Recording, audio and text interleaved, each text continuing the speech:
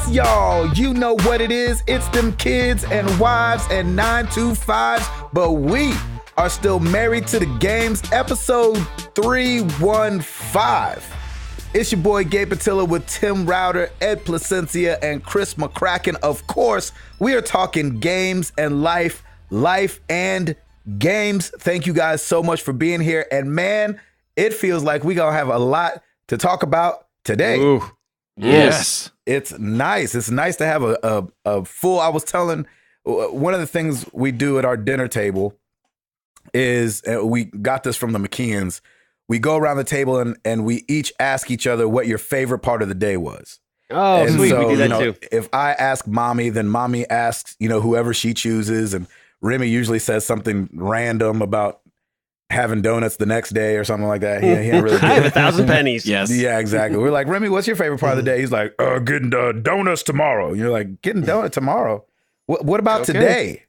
And he said something about, I couldn't even remember. It was so random. When I started that fire. Yeah, he was like, Daddy, what's your favorite pepperoni's color? I was like, red. So anyway, Me too. They asked me, and I said my favorite part of the day is coming up because number one is about to be bedtime for y'all, and then number two, we had a big gaming week, so we're gonna have a lot to talk about on the podcast tonight. So I'm excited to be here with you guys.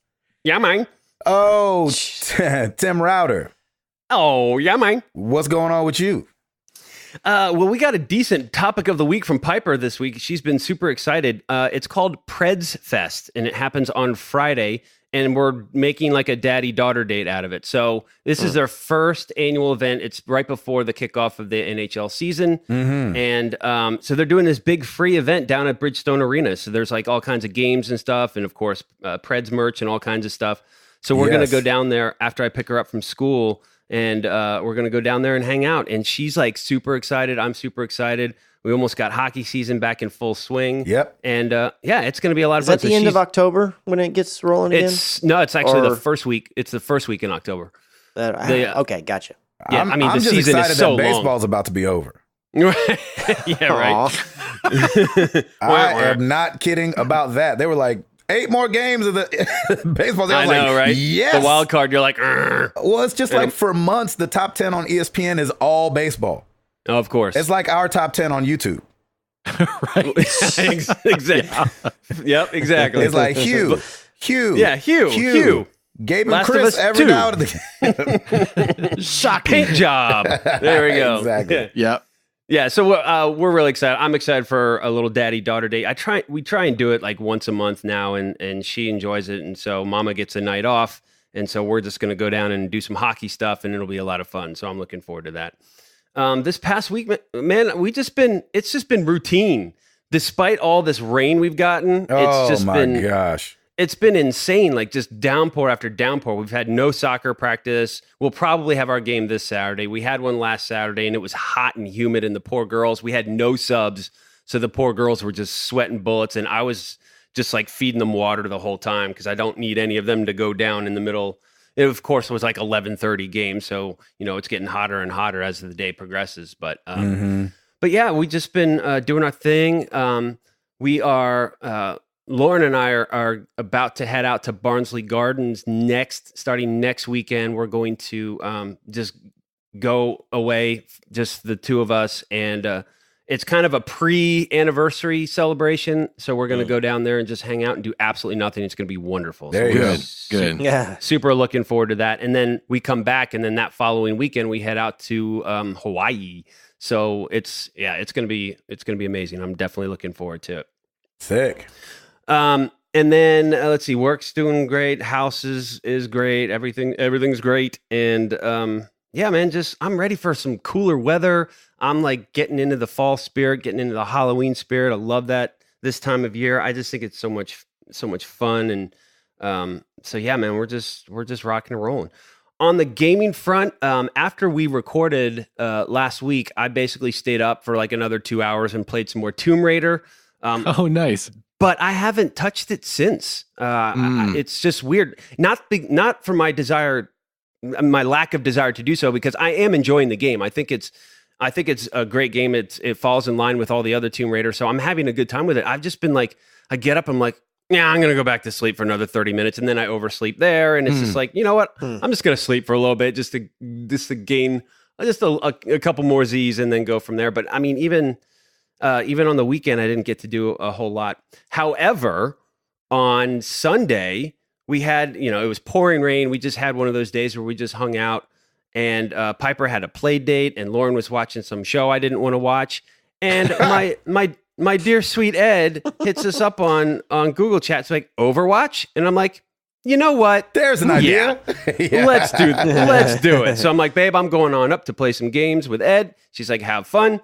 And so I jump on, and lo and behold, there's Kabowski, there was Jared Orr, there was Jonathan, and my boy Ed. And man, I hate you all because you are all right from day one, and I should have listened to you, a year and a half ago? Yes. It was fun. It was a lot of fun. I'm so glad. I like it really kind of, I think I turned a corner there. I'm playing Soldier 76 because he's old and bitter like me, and it's perfect. Yes. That's fine, man. That's fine. And I'm not a young man. I know. And I love the fact that one of the things that I hated about some of the battles is when you're dead, you have to go back, respawn, and then run back to the payload or wherever. And with his sprint ability, it just makes it easier. So I'm really comfortable with him. Mm-hmm. And dude, next thing you know, it was 2.5, almost 3 hours that I'm sitting there playing Overwatch with my posse, and man, it was freaking great. And the most hilarious part is that I got play of the game on one of them too. I don't even know what I'm doing, but Ed and I start crying, laughing so hard, and I'm like, you got to be kidding me! There's no way this is happening. But so I'm in, man. This is great. This is definitely, it's so polished, it's so clean, and just the camaraderie that you have with everybody too. Especially with the community, just makes it that much more fun. And I'm sure everybody, like, I started off super bitter, and everybody was just laughing at my bitterness, and then as you kind of get into it, it was just like, yeah, man, this is great. Like, it's, you kind of. You start strategizing more, and yeah, I'm loving it. So thank you everybody for your patience in finally winning me over to Overwatch, and I'm looking forward to some many more battles. So nice. it'll be a lot of fun. So, but the intention now is to finish up Tomb Raider, because I've got Assassin's Creed Odyssey coming next week, and so I got some games to play this fall, and I'm super excited. And so I'm just going to sit back and relax and enjoy all of it, and it's going to be great. And that's it for me. Nice. Edward. Yes, sir. What's going on with you, man? Well, Sarah is still out of town. She is out west in the Arizona, New Mexico area. Last night, she taught a Zumba class for, I think it was like 500 people that she got to teach for. Wow, that's amazing. Awesome. Yeah, she texted me at like 2:30 in the morning, and she was still riding that high that she had. So I was really, really happy for her. It's a dry heat out there, by the way. It is. Yeah. Exactly. While she's been gone, I've been staying pretty active. My brother coaches the local high school football team. So Friday went to the game, and then Saturday morning went to his daughter's, my niece's cross country meet. And Saturday, our hometown bank had a big anniversary celebration in the park and had bands come in and play. And 125 years old is our bank. Wow. Yeah. Do you have an account there, sir? I do not. No, I do not. Perfect. But yeah, it was nice. They had, kind of like the a band that played the 50s and 60s music, and then they had a Chicago tribute band. And awesome! It was a good time. And the county fair is in full swing. It's right downtown here in Auburn. It's about a 15-minute walk for me, so I just walk down each day and hit the taco wagon and grab a donut and run into high school friends and that you don't want to talk to. and people from high school that I ran into one guy. I was walking around with my dad, and we ran into one guy, and we talked for a little bit, and he left, and I turned to Dad, and I just said, man, I hate acting so much when I'm not getting paid for it. Oh, man. Oh, nice, dude. Jeez Louise. You're not bitter much, are you? No. It was high school. That was years ago. Of course, so people change. People are different, but some people don't. And so it was one of those situations. But that's hilarious. It's been nice. It's been fun. And in the meantime, though, just getting in some games. Like Ryder said, I had a blast playing Overwatch with him. I remembered that one of the things that Tim didn't like was the fact that, when you die, sometimes that run back can be so long. That's right. And so we started off, we were actually playing a 4v4 deathmatch where you pretty much respawn instantly. You're right there in the middle of it. That was nice. Yeah, that was nice. Yeah, so that was kind of a nice way to get Tim in there. And we just, it was just so much fun.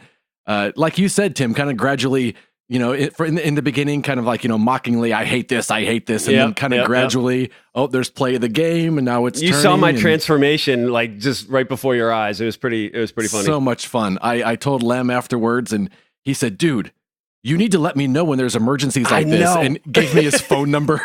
That's hilarious. The safe word is Minnesota. If router's on, let's go. Yeah, I'm so sorry I missed Lem too, because he's the one that's been egging me on and on about getting on Overwatch, and I think he had just left or he couldn't make it. Yeah, he had just left. Yeah. He said, just text me BC, and I'll know exactly what you're talking about. Exactly. That's amazing. I finished Shadow of the Tomb Raider.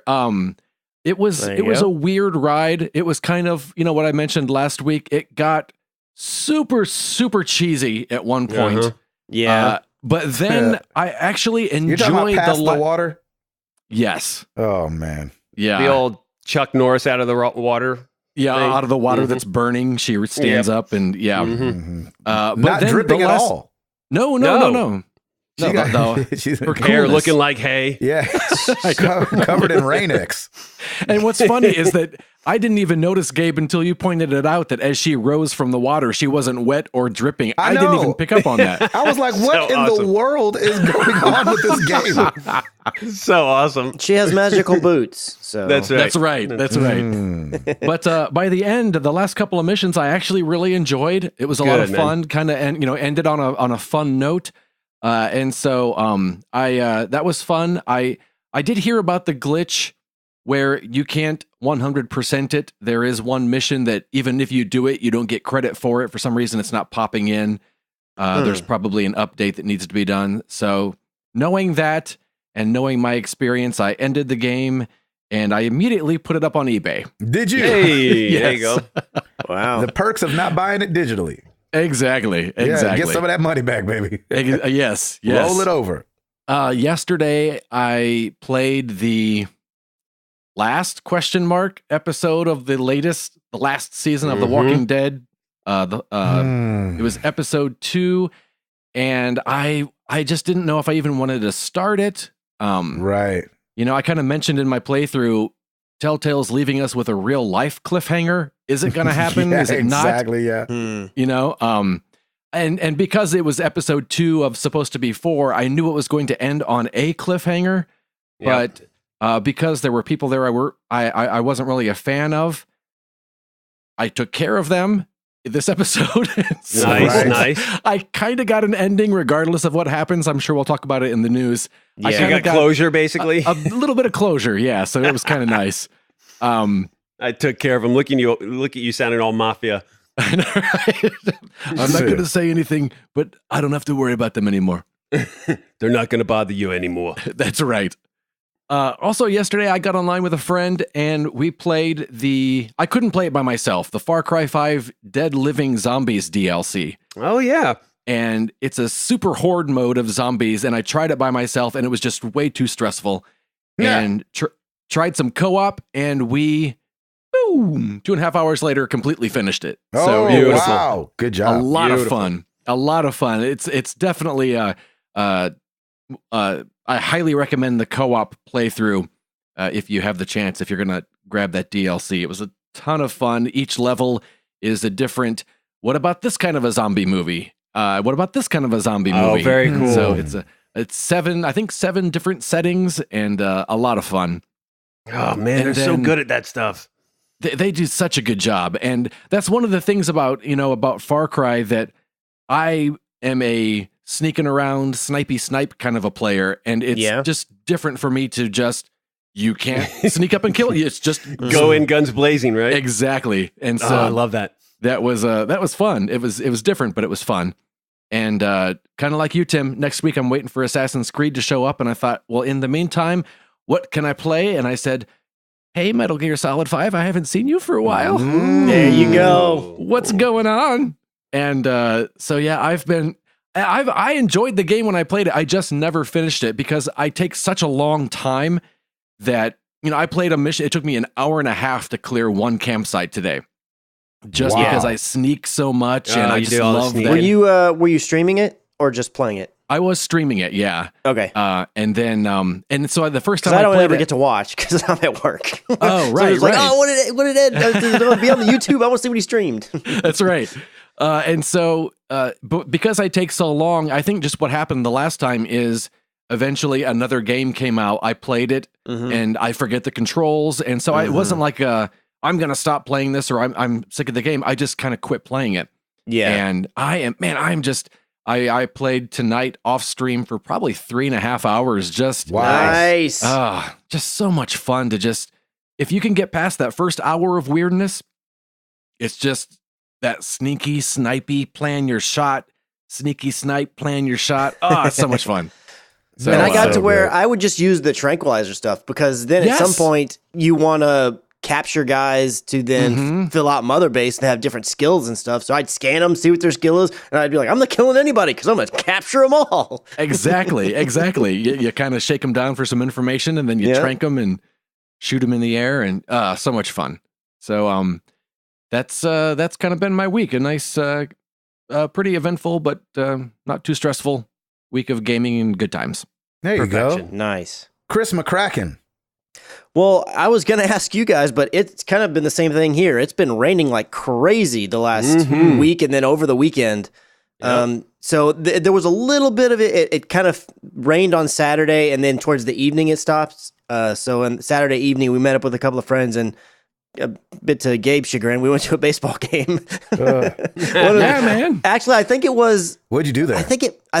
Watch the game. I think it was the last baseball game that's going to be in that stadium, or last home game of the season, or something like that. I don't know. Smart. Yeah, something like that. The reason that we went out there is because I just happened to see on Facebook where they were giving away these hats. I was like, oh, that's kind of a cool hat, and the tickets are cheap. Does anybody want to go? And we hadn't met up with our like a big group of our friends get together to go hang out and do something in a long time. So it kind of was just a catalyst to get all this stuff going. And that was kind of a bit of a more centralized location for where everybody that we hang out with gets together from. So it was kind of just all those things came together, and we almost weren't going to do it because it looked like we were like, I don't know if the rain's going to stay away or not. But we headed out there and the rain stayed away. So we were able to watch the game and hang out with friends and have a good, nice evening doing all that stuff. Man. Nice. That's awesome. The rest of the weekend, it was just nothing but rain. So there was basically nothing to do because you don't want to go out and hang out in the rain and do stuff out there. So instead, I just sat in the house and played Spider-Man the entire weekend. Beautiful. Yeah, you did. So beautiful. I knew I wanted to. So I'd been recording it for the channel. And one thing that I did a while back, actually I did it with Horizon, is I played just the story missions is what I'm the main story stuff is what I'm recording. And then off recording is when I would do all the side stuff for a couple different reasons. One, it kind of helps me hone my skills and keep my skills up. If I don't get to record for a day or two, I can still be playing and not losing controls or anything like that. But the other thing is that that way I could do all the extra stuff. And then at the end of the recording, the platinum would pop. And Ed reminded me that satisfying. And Ed had reminded me that I actually had completely forgotten that's how I had done it. And I was like, oh, you know what? I really want to do that for Spider-Man. But like I had told you guys before, I have just been getting really overwhelmed with here's like 30 more things in East District to go do now. And I was like, oh my gosh, I had so much stuff. So I was like, you know what? Here's what I'm going to do. I'm going to jump in on Saturday and just get as much of it as I can get knocked out and just see what kind of room I make on it. And I actually completed 100% completed 3 districts. I think there's 9 total. Something like that. So I was like, okay, well, if tomorrow is going to be a wash anyways, because it's going to rain all day that day too, it's like, well, maybe I can do the rest of them or get most of them done or something like that. So I did it again on Sunday, and then I got everything but like one district down, and that lingered into Monday. I was like, okay, I can easily finish this out on Monday and then jump in the recording. And at that point, I had recorded on Friday, and I was pretty late into the game. I knew I was knocking on the door of getting close to the end. So once I was able to kind of have 2 days where I could really spend some good time doing all the side stuff, I was like, okay, cool. Well, then that's what I'm going to do. So I finished all that stuff out, and then I think Monday night is when I actually completed the game. And then Tuesday, I took the last two recording sessions, and I edited all those up and got those up on the YouTube channel. Nice. So, Beautiful. Done Well with done, Spider-Man, got the platinum. It's my 10th platinum, which there's no real reason for that to be special, but I was just like, hey, 10, yay, look at me. So there we go. Was the platinum a grind, or was it pretty easy? There gets to be some grindy stuff there, but it's kind of depends on per person. Like I feel like some people just be like, I just love doing everything, so it's not a big deal. Nice. Some people Okay, have little cool. issues with this, that, or whatever. So there are a few things in there where it's like, if I could have taken these things that I had to do out, I probably would have been okay with those being gone.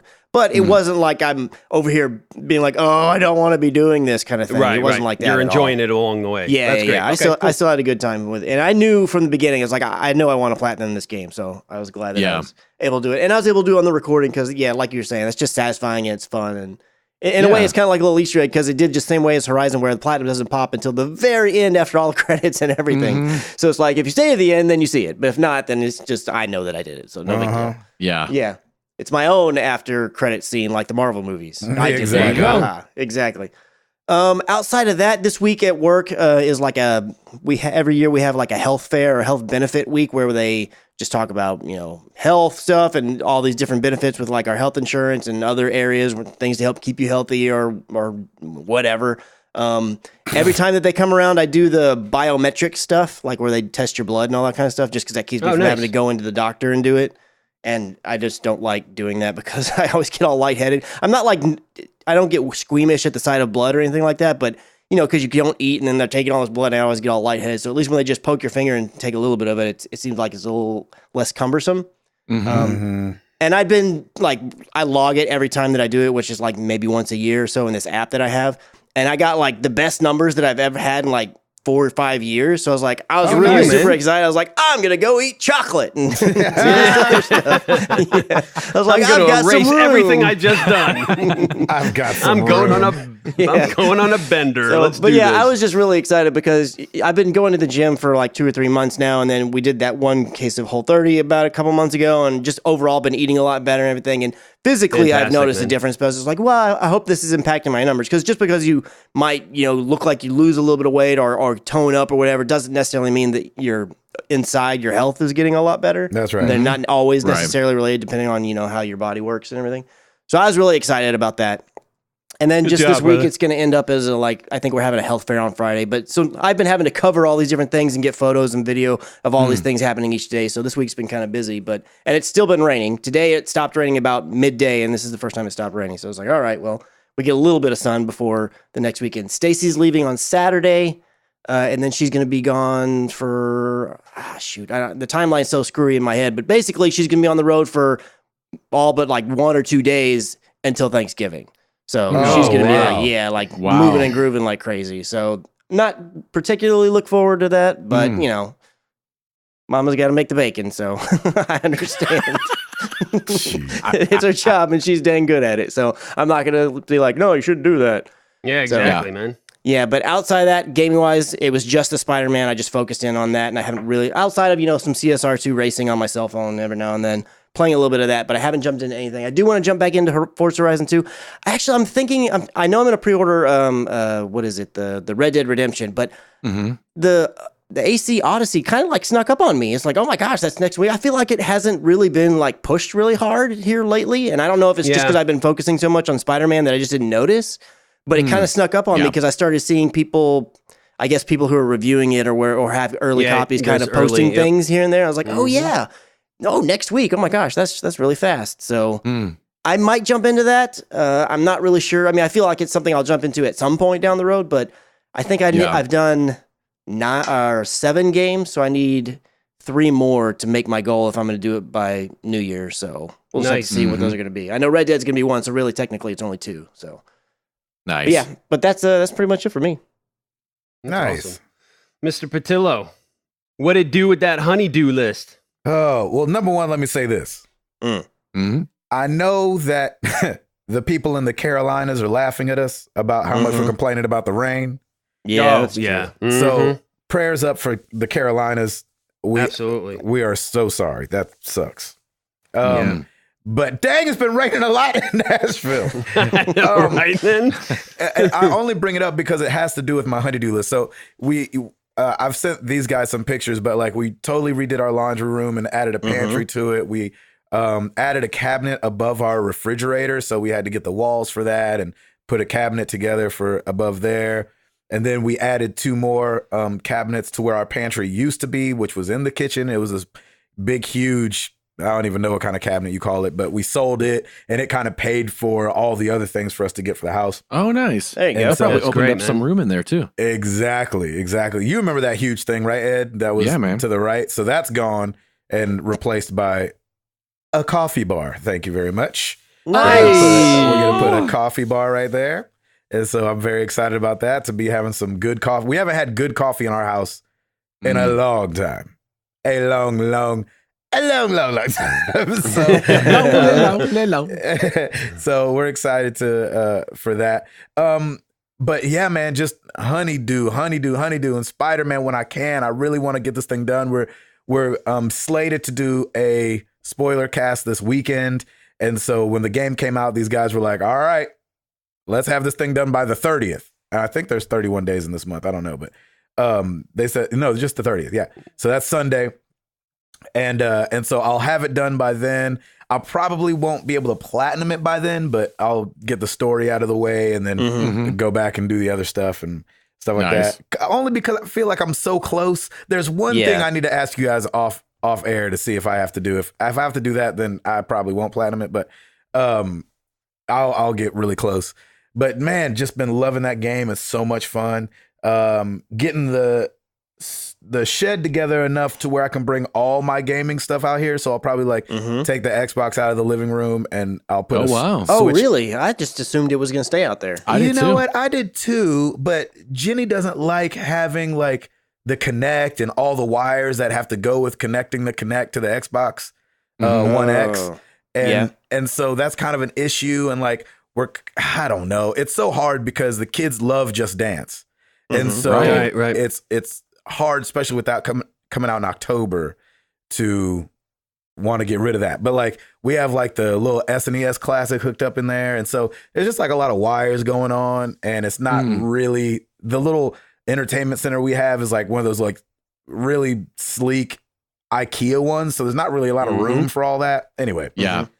So I'll probably bring a lot of that stuff out here. It's still up in the air about the Xbox because of Just Dance, the new one coming out in, I think it's October. Usually, yeah. Yeah. And so, that's been it really. I've been home and just been working my fingers to the bone. We were tonight, everybody was ready a little early and they were like, hey, let's record. And I was like, oh, shoot, I've got like half the power off in the living room because I was replacing the outlets. And so I was like, shoot, man. I need to get the power back on so I have internet. Yeah, man, to no rush. do the show. So, but everything else has been good. It's just been moving along. Kids are good. School's good. Remy's still here. So, There you go. Yeah. What are you going to do? And that's it for me. I'm trying to think. Nice. There was one thing I wanted to tell you guys, but I can't remember. I'll probably remember mid-show and then That's fine. Throw it back in there. Hey, it's our show, man. We can do what we want. That's true. That's true. Shoot, I'm 6 years old. I do what I want. That's right. I think that's like 70. It's like 70 something in podcast years, but That's right. Yeah. so we're coming around the bend of being able to say what we want to. So we'll see what happens. That's right. That's it. Router, Yes, sir. you got it. Yes, sir. Well, let's do it.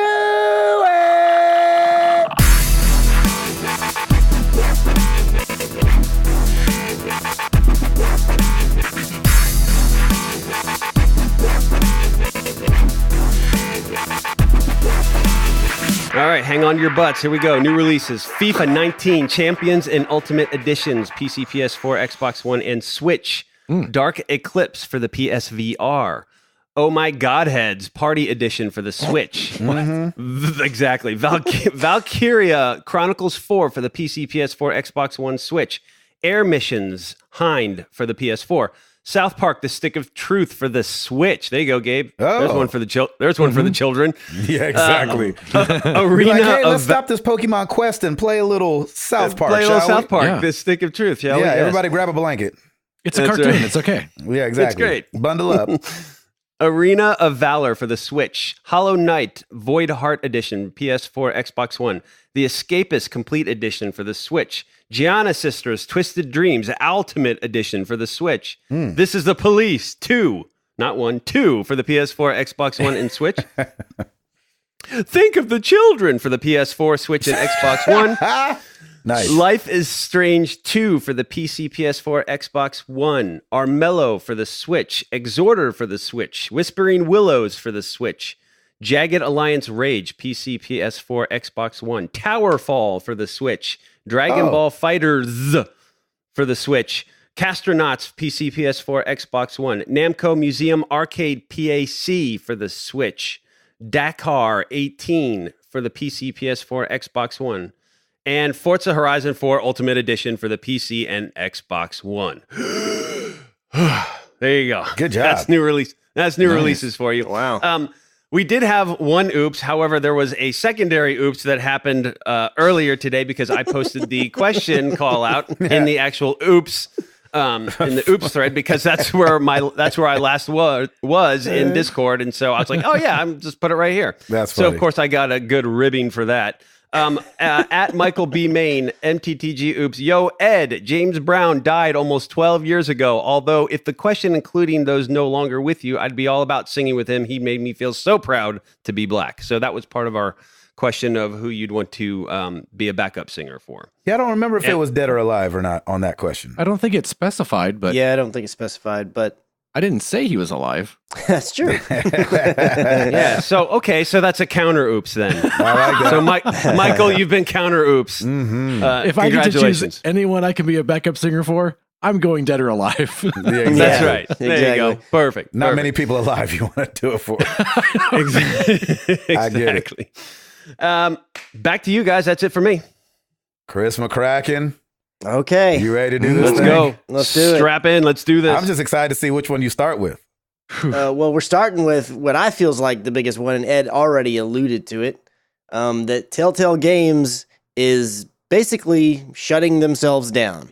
And there's just it's been like I'm really, roller coaster. really disappointed this about news. this. I think it came Me out too. originally on Monday or a Friday of last week, something like that. Friday, yeah. Yeah, this and Friday. so it's just been kind of crazy the way things have gone, and then the reactions from people have been all over the board just as the information has been coming out. But Yeah. basically, I feel like there started being leaks from insiders or journalists who were getting inside information, kind of thing, where they're like, "Hey, we're hearing that TellTale's shutting down," and then of course TellTale put out an official tweet about it or a statement inside of a tweet saying that they had to make this difficult decision, that they had challenges that they just couldn't overcome, and so they had to basically get rid of all of their employees except for just 25 of them that were only staying on to help them fulfill out a few more of their obligations, which at the time I assumed part of their obligations were finishing The Walking Dead season Walking 4. Dead, Yes. Yeah. You would think. Apparently that is not the case, because then later on we found out that The Walking Dead season 4 was basically going to be canceled, or what remained of it, because they dropped the second episode here recently. So there's, in theory, there's only supposed to be 3 more that I think that were guaranteed as part of that season 4.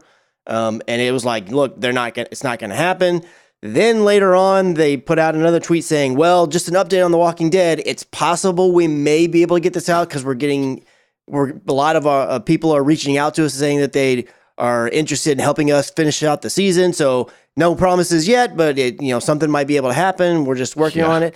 But then word started coming out more so about the actual layoffs, and like the people were basically they came into work and they're like, look, you're gone. You've got like 30 minutes to gather your stuff and get out. There weren't severance packages. There was no notice clearly because they found out that day. So then it's like, but can you, so then you get game devs coming out and like saying things on Twitter about like, well, But can you be partnering with other people when you didn't even give severance packages to these 250 people that got just basically fired? And it's just this whole big back and forth of like all this crummy stuff that's going on with TellTale. And so it's at this moment right now, as far as I can tell, there's not any more word on whether or not they're going to finish out season 4. If I had to guess, I'm going to say that's not happening. And there is, as you might have expected, one of the people that was let go they're filing a class action lawsuit against them. And there's some question about whether or not they, it's not like so cut and dry, because there's this act in California called the WARN Act, and basically that's the one that specifies like you have to give 60 days notice, you have to have severance, you have to have all these different things, but there's certain caveats to that which possibly the situation could elude. It's a really crazy situation, and it really is. It's, even though it is completely unfortunate, at the same time, to me, like when I saw that news on Friday, I really wasn't like totally shocked. I was like, you know what? I feel like this is kind of, the writing's been on the wall for TellTale for a long time now. Now, I wasn't expecting it right now because they just announced The Walking Dead season 4 or they started releasing it. And to me, I feel like out of all their properties, that's probably the most beloved outside of maybe The Wolf Among Us, because there's a very rabid fan base for that one as well. Right, But, which they also recently announced a sequel to. Yeah, so I thought like maybe in a couple more years I could see them, winding down, or somebody buying them out or something, or buying their IPs from them, and they're just not being able to sustain, because they've had tons of controversies with like how there was a bad work environment and lots of crunch issues and not treating their employees well, and on top of that, just delays with games, and it seems like they had kind of gotten over it a bit, but also like a janky engine forever. I mean, they've never really, outside of this people enjoying the narrative aspect of their games, there's always been weird controversy stuff with TellTale, I feel like. Yeah. So I wasn't with completely, gameplay. I wasn't completely shocked at this news, but at the same time, I was very like, man, 250 people, that's just like that. And and like to find out you got 30 minutes to get out. It was, whew, that's rough. Here's the problem. I feel like on this show, back when like Game of Thrones and all that was coming out, we were like, oh man, it seems like they're doing a lot over there for being a small team. Yep. Yeah. And then, like a year later or whatever, the stories of overworked and underpaid started coming out. And so I'm with Chris when he says he's not surprised. I wasn't surprised either. I was definitely surprised in the way they handled it. Yes. And man, I wasn't I didn't expect myself to have such like a visceral reaction to it, but Dude, me too. I was really like disappointed, yes, but I was kind of mad, like too, like as more stories came out about no severance, which is a huge thing. Another thing, like they had just hired people like 2 weeks before this, and I'm talking people that moved cross country to be a part of this thing 2 weeks ago. Like somebody knows they're shutting down. And they're still hiring people and moving families. And I think that, okay, maybe the sales weren't what they were wanting them to be. But there's ways to navigate that. I mean, sales haven't been amazing until The Walking Dead came out. The Walking Dead is not their first game. And so, they had done Jurassic Park before and Back to the Future. I'm not sure what else they had done. But, they had been a developer for a minute. And so, man, it just feels like there's somebody at the top that did a really, really poor job handling this. It was company. mismanagement all the way. Yeah, all the way. Once they got popular, I think they just couldn't handle it. How do you announce games like 2 months ago?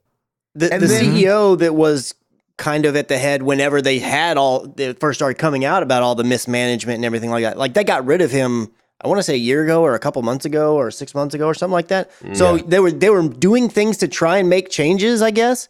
But at the same time, it's like you're hearing about the culture still being horrible and still treating people horribly. And like there's a lot of developers that were part of the layoff, like just laying it out on Twitter, like this is kind of how it went and this is what I went through. And I love all the people I work with, but man, the company, this is how things went and everything is like, man, even after Homeboy was left, in theory, that should help fix your problems and get you back on track. It sounded like it did not get back on track at all. If anything, the track got even more bumpy.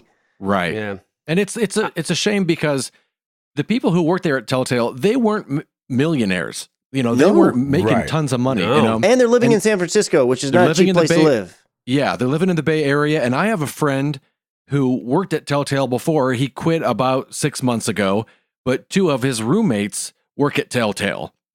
So 3 Wow. of them had to room together in order to survive, and now he also doesn't have a place because his roommates don't have an income, and Mhm. it's just like, it's not just the people that work there I feel bad for, it's everyone that it also affects. It's their families, Mhm. it's just the entire situation. And I wouldn't have been surprised if they came out and said, a year from now we're shutting down, or The Wolf Among Us is our last game. But the fact that they did like So what abrupt. radio stations do and say, hey, we're flipping everyone out, get out, sorry, goodbye. I can't believe they did it like that. In the midst of we don't the possibility that we might not even see what's her name, the main girl in TellTale, starts with a C. Clementine. Like yeah. the fact that we might not see her ending, like Mhm. they're in the middle of this game that they're putting out. Like, so for those that bought the whole season pass or whatever, like, what does that do for them? Like,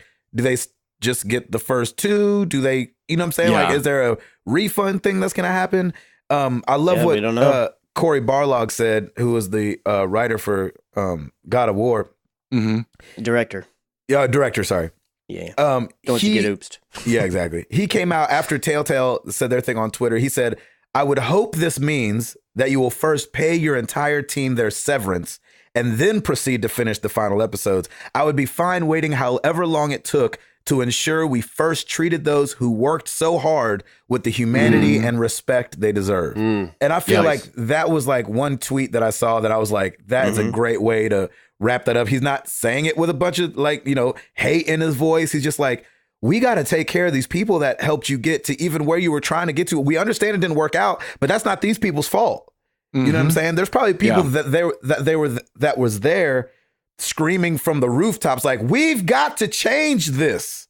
We've all right. know people in different companies, not just the gaming industry, obviously, but we know plenty of people that have worked at a company and they're like, this is broken, this is broken, this is broken, this is broken. We could do this better. This could be more efficient. And to know that a lot of those cries probably went unheard or went nobody did anything about it. It's just heartbreaking for me. And I just don't understand how you can. I understand getting yourself up against the wall and then you're like, listen, y'all, we ain't got no money. Like, Yeah. you know what I'm saying? But you got to do something. You got to do something right by those people. And I love that Bethesda and Ubisoft and Naughty Dog awesome. and all of them are like, look, drinks on us. Come on out. We're That was hiring. the greatest thing. Oh, Yeah, man. To see gaming band together like that. Seeing that Ubisoft tweet, they were like, Monday night, so-and-so place, dinner's on us, come on over. And I'm like, yes, that is what it's all about. And that's exactly what's happened. And having been in that situation where I got to let go, and fortunately I got a severance package, but man, the stress that these folks are having right now after walking out with absolutely nothing is I can't imagine. But I am confident that developing community, especially in the Bay Area, will rally, and you're going to pick up some really good developers there because they're part of a bigger picture that freaking was great. Yeah, exactly. Walking Dead was Game of the Year in what, 2015? Probably earlier than that. I don't remember what year. Or But that's 14, that's where it's insane to me. It's like, okay, you can't just. Can you not sell off your IP? I mean, even if they're not going to make more games, like make it so like Ubisoft buys the Walking Dead franchise or something or whatever it is, so that because they can get the residuals and they have the rights, so that any more sales go. Like, there's things you can do to if you've determined there's nothing else we can do, there's no other option but shut down. There are still, you own valuable IP, I'm assuming. I guess I don't know for sure if they own it outright, but it's like, there's got to be things that you could sell off. Sell off the computers in the building to give people their money, so that they can, do something like liquidate. You can't just be like, sorry guys, get out, we're closing the doors in 30 minutes. I just don't understand how it can get to that extreme. It was how it can be that bad. It was heartbreaking watching even the opening credits and just seeing the names. And I'm like, all of these people made something I really enjoy. and this just happened to them. And man, it just it was almost emotional just thinking about all of it's almost like here's a list of people who just got shafted. Mm-hmm. It's just like, oh man. Yep. I think this is a classic case of TellTale trying to strike while the iron is hot, but doing too much. Yeah, they spread themselves too thin. They spread themselves too thin. They put out too many like one-off games that I think if they would have just saved up some money, continued to build the Walking Dead brand, of course. You know, The Wolf Among Us was such a huge success, but then they went into all these other things that I didn't bother playing. I'm like, I'm not interested in that. I'm not interested in that. Like, give me those feels from the stories from Walking Dead or from The Wolf Among Us. Like, give me those. I didn't feel like any of those other games really had that. Batman was pretty cle too, but I enjoyed Batman, that. Yeah. But it's just and I think the mismanagement happened shortly after that because they were all that anybody could talk about for a while. So, so all this money's pouring in. So now they got to keep pushing stuff out and just keeping their name out there. And I think they oversaturated themselves and it hurt them in the long run. And it's just so unfortunate. What's so frustrating to me is that like nobody's asking you to do Game of Thrones. Nobody's asking you to do Minecraft story mode. Mm-hmm. It feels like, you know what I'm saying? And so it just felt like there was a couple games out there, probably 2, Walking Dead Michonne. I feel like there was one other one that was, I know the Handsome Jack collection didn't they do Borderlands one? Yeah, Borderlands. Borderlands, That was great. But it's like, did you need to do it? You know what I'm saying? I feel like it distracted, even though it was good, it distracted from like the heavy hitters, The Wolf Among Us, Batman I thought was great, and obviously The Walking Dead. And so I'm like, nobody's needing you to come out with something every 4 months. You know what I'm saying? Is what it felt like for a minute there. Mm-hmm. And so it just pains me, and I understand that we are on the outside looking in, of and course. that if we had the CEO on here, he'd be able to explain a bunch of things that why they were trying to do that. And I understand striking while the iron's hot. You might be the Lil Wayne, and feels like he's got to be on like 8 songs in a year. You know what I'm saying? A couple years ago. Yeah. But 2 albums later. Yeah, exactly. But it's like, man, like, really? It had to go down like this? Get out 30 minutes right now, no severance? That's how it has to go down? It just seems like there had to have been a better way. Mm-hmm. And I've seen it too with companies that get big very quickly, how stressful it is to try and catch up with everything because you're trying to go. So you're probably hiring more developers, hiring more people, but your infrastructure is still so ragged that like over time that probably just kept stretching out. And if you don't have your internal infrastructure in place that's solid and ready to go, like it could wither away so quickly. And so, I mean, we can speculate all we want, obviously. But I mean, those are some of the things that I could see. Just I'd imagine looking in. I'd imagine if you ask Stancil, somebody who's been in the gaming space for a while, like what it would be like to work on The Walking Dead, Minecraft story mode, Wolf Among Us, Stranger Things, and then mixing in with Netflix and all that. Like that just doesn't seem like a big enough team. 200 people doesn't seem like enough. To do all Stancil's just working on one game and he's stressed out all the time. It's just that's what it seems like, right? It seems like everybody sleeps and drinks it. Yeah, anybody that's working on something, you know what I mean? Like we don't have to worry about forgetting Naughty Dog. We don't have to worry about forgetting Sucker Punch. We didn't have to worry about forgetting TellTale, not because they were putting games in front of us all the time, but because some of those games that they put out were so good. Exactly. That's what kept you going. And like maybe the money would dip, but it seems like the money spent on a bad idea would be worse than the money dip that would happen just in between games. Exactly. When you're the size of Ubisoft and you can have, 3, however many studios they have, then you can work on more than one game at once. Yeah, exactly. Yeah, exactly. I'm so sad about this. And they said that they're going to fulfill their thing to Netflix and still bring out Minecraft story mode. I'm like, awesome. Awesome. Really? That train is so past. You know when I heard that's what the 25 are going to be working on, I was so mad. Yeah. Yeah, but I'm sure that's more due to contractual obligations, whereas I guess they're just the ones making The Walking Dead. They don't have a contract to themselves to finish The Walking Dead. Right. I'm assuming. I clearly have no real idea, but I'm just saying, because I'm the same way. I'm like, Minecraft's what you're going to finish up on. That's Right. That's your. I just can't get over like hiring people 2 weeks before you shut down. That's there's no way you don't know the writing is on the wall. Unless that the late. only reason you don't know is when the bosses aren't telling you, and so there's heads of these divisions that are hiring people because everything seems to be going all right, and hey, they're overworking me, and so I need to hire somebody. And even so, like how how overworked are those 25 people going to be expecting to make this next project? I mean, it makes me so mad. Like, it's just baffling to me because it seemed like, and obviously they weren't doing good, but from the outside looking in, you're like, TellTale, yeah, man. Like, let's get it. We're always excited when they're talking about bringing something out. We're so excited about Wolf Among Us 2. Obviously, you were, an episode in already on the final chapter of The Walking Dead. And then be like, we're not even going to do 3 and 4. You're like, you got to be kidding. 3 and 4 weren't done. Like, they weren't even close enough of being done that you could release them. And, because I thought that they were trying to do this like every 2 to 3 month thing where like the first episode would come out, 2 months would go by, the next one would come out. 2 months ago, by the next one would come out. So they weren't even that close. Well, and they actually were. That's always been their model, though. Like even when in the first season of The Walking Dead, they didn't have the whole thing finished, and they actually changed things compared to see. Depending on how people acted or reacted or choices, they would write accordingly. Well, and not only that, I mean, it may be tied to that, but I feel like, especially with season 1 of The Walking Dead. Like, there was not a clear cadence of when the next episode's coming out. No, it's like, you might get one in a month, and then it'd be like, 4 months or whatever. Yeah. But it was so good that we all waited. You know what I'm saying? Exactly. I played that one in real time, and I was like, okay, I mean, I'll wait because I can't wait to see what happens.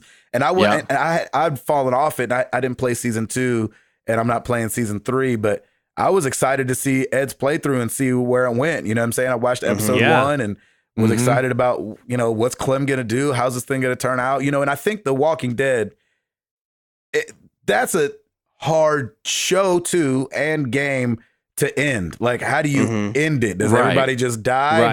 Is there a cure? I don't know what happens in the comics. I don't know if the comics are still going or what's going on. I don't watch the show anymore, but I was excited to see how they were going to handle it because it was going to be kind of the first of the Walking Deads in pop culture for me to come to an end. Yep. And so I was interested to see how they were going to happen, but freaking heck, man, like you couldn't find anybody to give you like a couple $1 million. You know what I'm saying? Like small companies find a couple million. You need to. And I wish businesses were just a little bit more transparent when it comes to things. And I know that that's a double-edged sword because if I'm a CEO and I know we're struggling, like in January, I could gather everybody around and be like, look, here's the deal. We're losing money. But we've got these things. Let's figure out ways to do this, this, and this. Now, the double-edged sword part is there will be some people that will go to bat for you, and then there will be some people that are updating their resumes and they want to bounce out of there. I get that. But I think the 2 weeks before making the announcement, that's cold. Like that to me, it's like I think you need to be a little bit more transparent with those people and be like, look. I don't know if we're going to be able to keep you on for very long, but you can still come out if you want to. But having those people come out, what did that accomplish? They still didn't make their money or get their values worth from that. So I get that, a lot of companies want to stay private and do that kind of stuff. But at the same time, with something like this, like you got to tell people, you got to let them know, give them that courtesy. Yeah, you got to put the shoe on the other foot and at least put yourself in their position. Yeah, clearly we don't know what they're like. Maybe they were hugely in debt or something, or we don't know those specifics. Exactly, but it's I feel like if TellTale went and made an announcement like, "Hey, we're for sale," you don't think Microsoft wouldn't have jumped on that, or somebody wouldn't have jumped on as valuable as their properties are and how beloved a lot of their stories are and everything?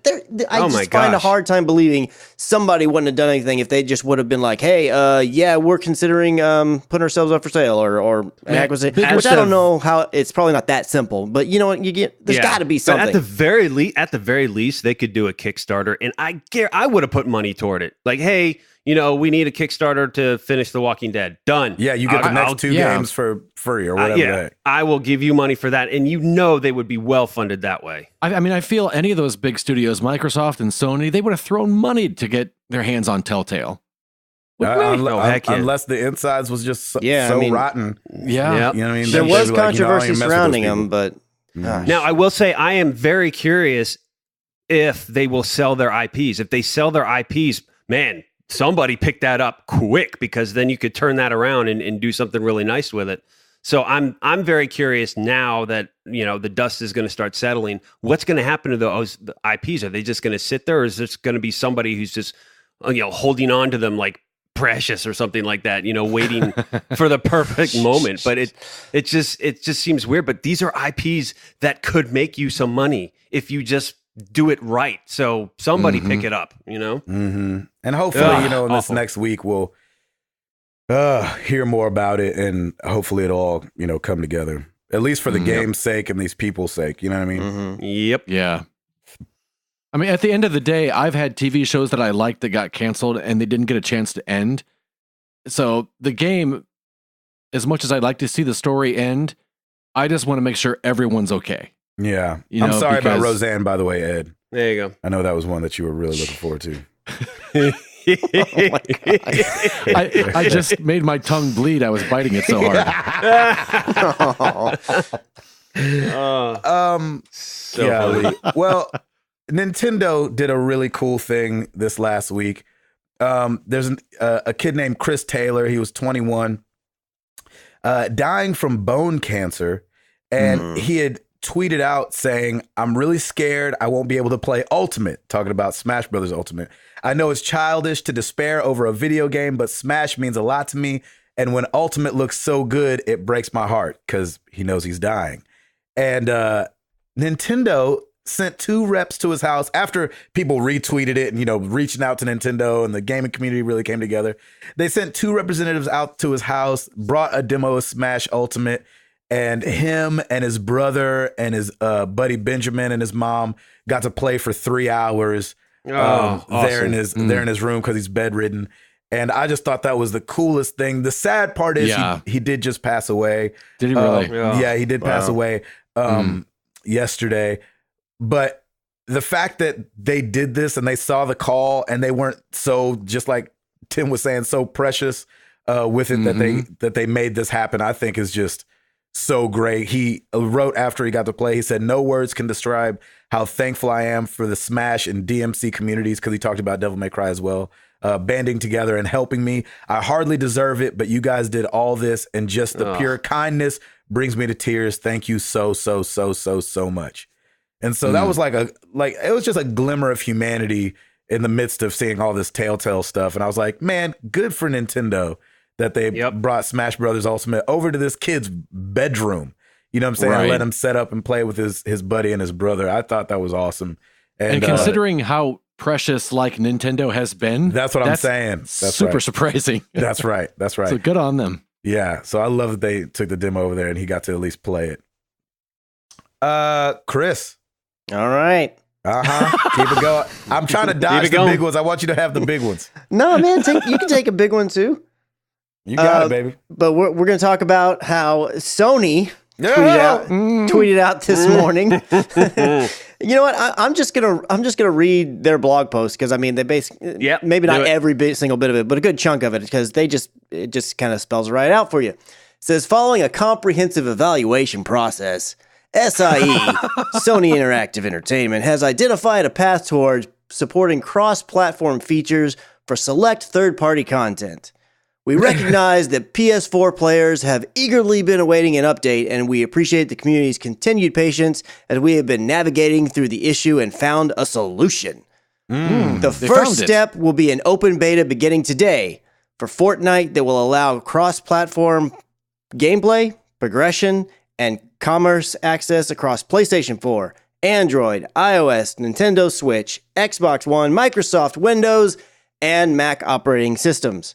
We see the beta as an opportunity to continue through the testing to ensure that cross-platform play is best on PlayStation while being mindful that about the user experience for both technical and social perspective. It says, today, the communities around the games have evolved to the point where cross-platform experiences add significant value to players.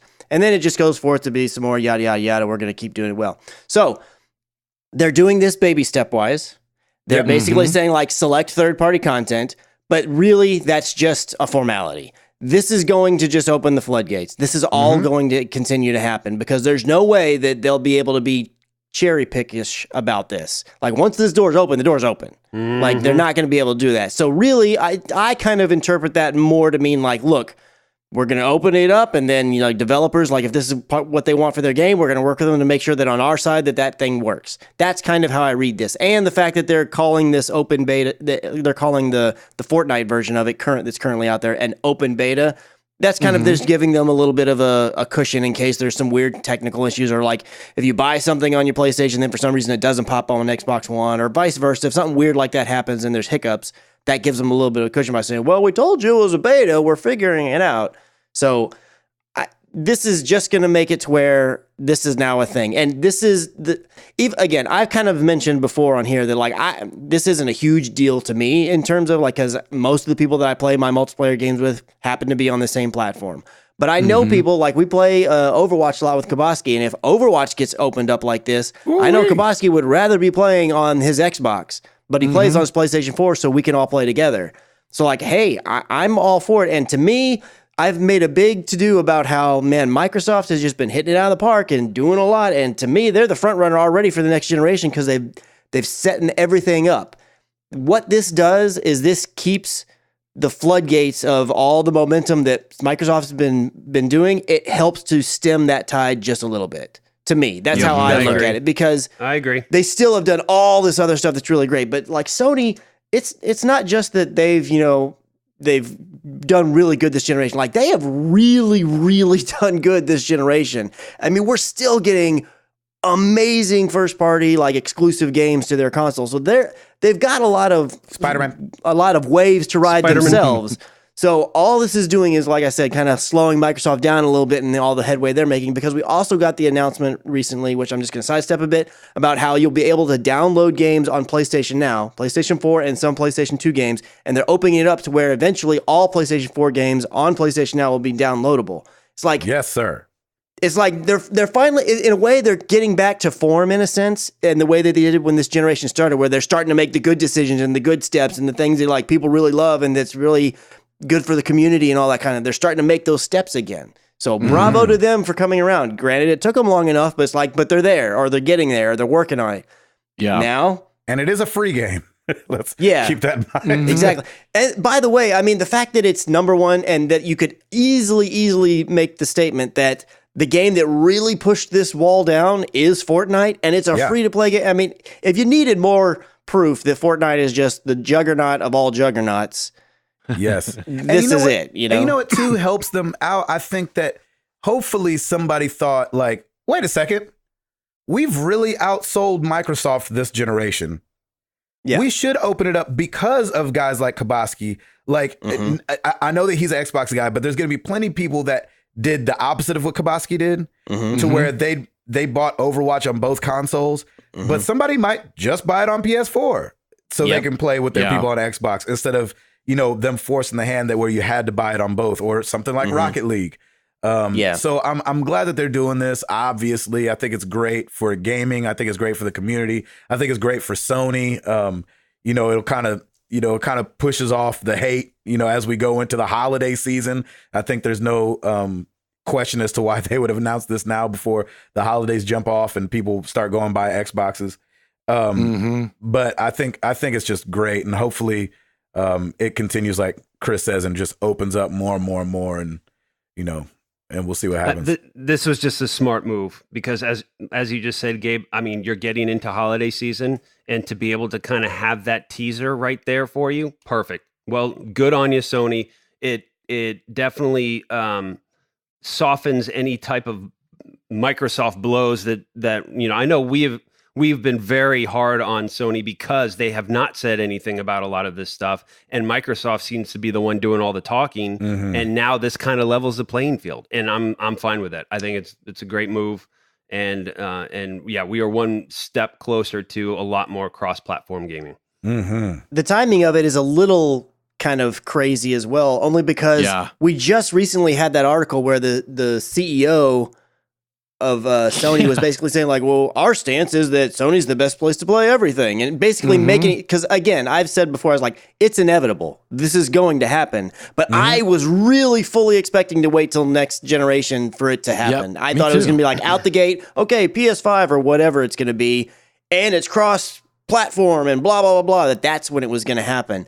So with this, like, was out of the blue to me. I was like, oh my god, I mean, a welcome change for sure, but this was more shocking to me than TellTale going under. Right. I tell you what, think about it, because of this opening up, they better have a good launch on PS5. I was just going to say, they have to have that launch right, baby, because if Microsoft comes out and beats them out the game. Now, I'm with you, Chris. I think they're doing a lot of great things, but they're not doing anything that's like mind blowing to me just yet. To where I'm like, oh yeah. Are you talking about Microsoft? Microsoft, yeah. Sorry. Okay. They, I think, with the buying the studios and everything, but still, like, the games need to come on and be, a little better. The first party things. So I'm still gonna be leaning Sony pretty heavy. But I know for a lot of people though, this would have made them switch if they didn't do this, and they've got to launch well alongside that next Xbox.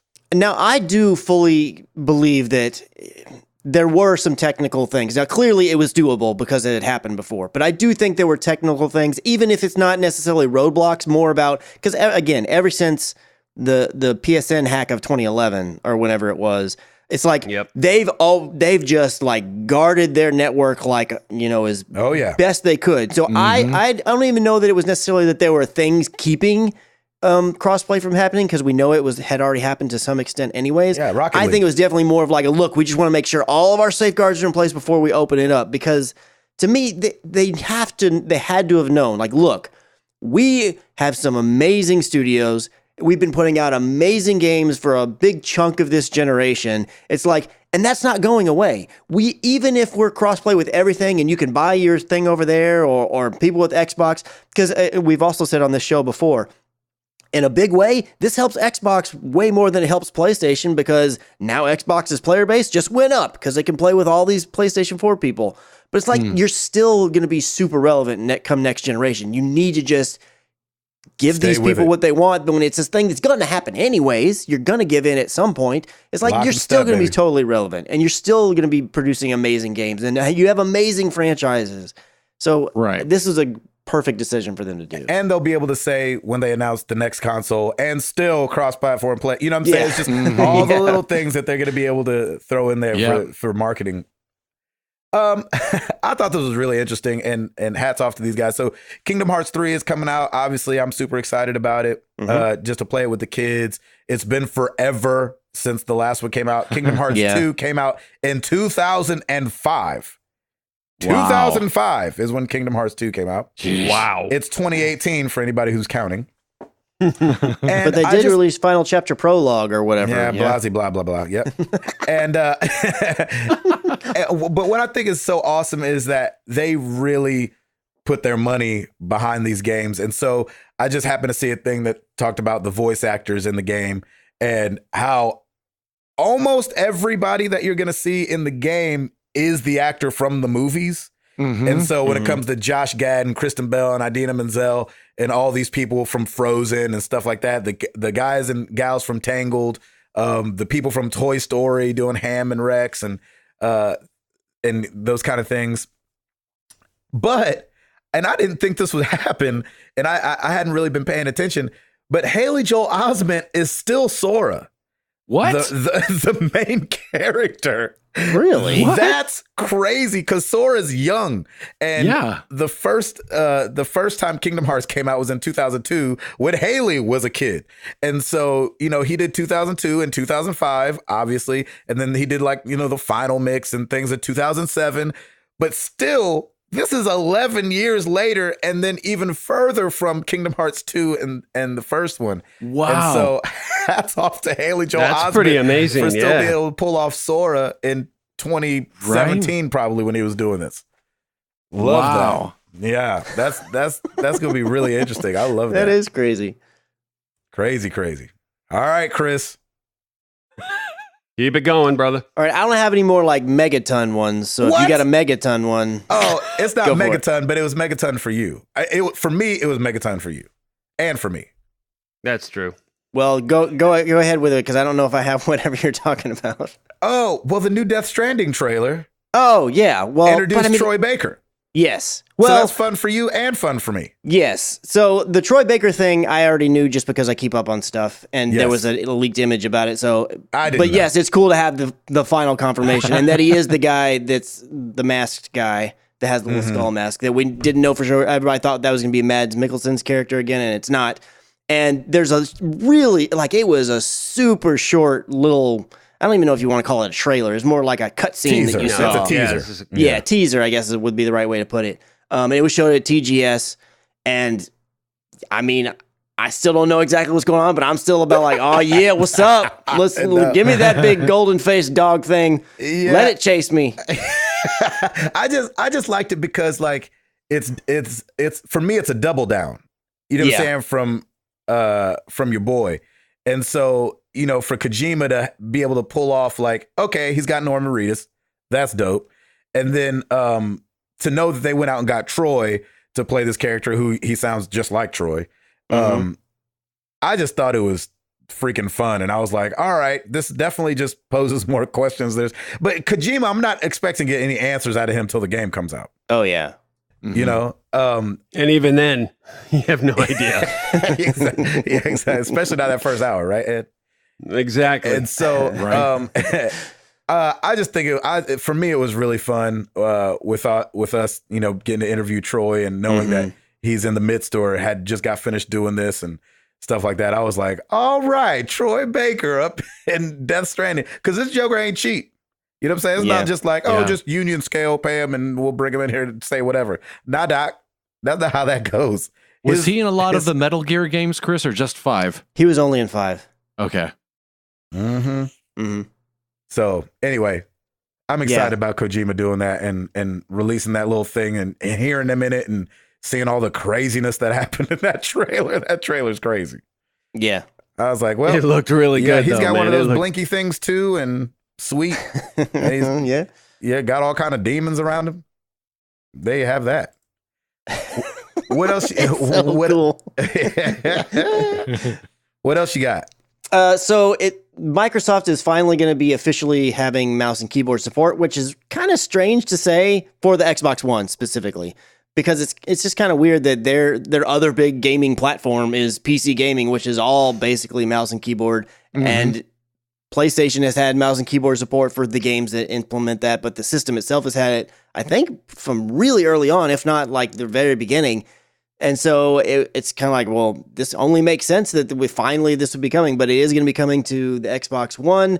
Phil Spencer had announced it on an episode of Inside Xbox. The first game that's going to get the mouse and keyboard support is going to be Warframe, which has been a long time free-to-play MMO that's been on both Xbox and PlayStation 4.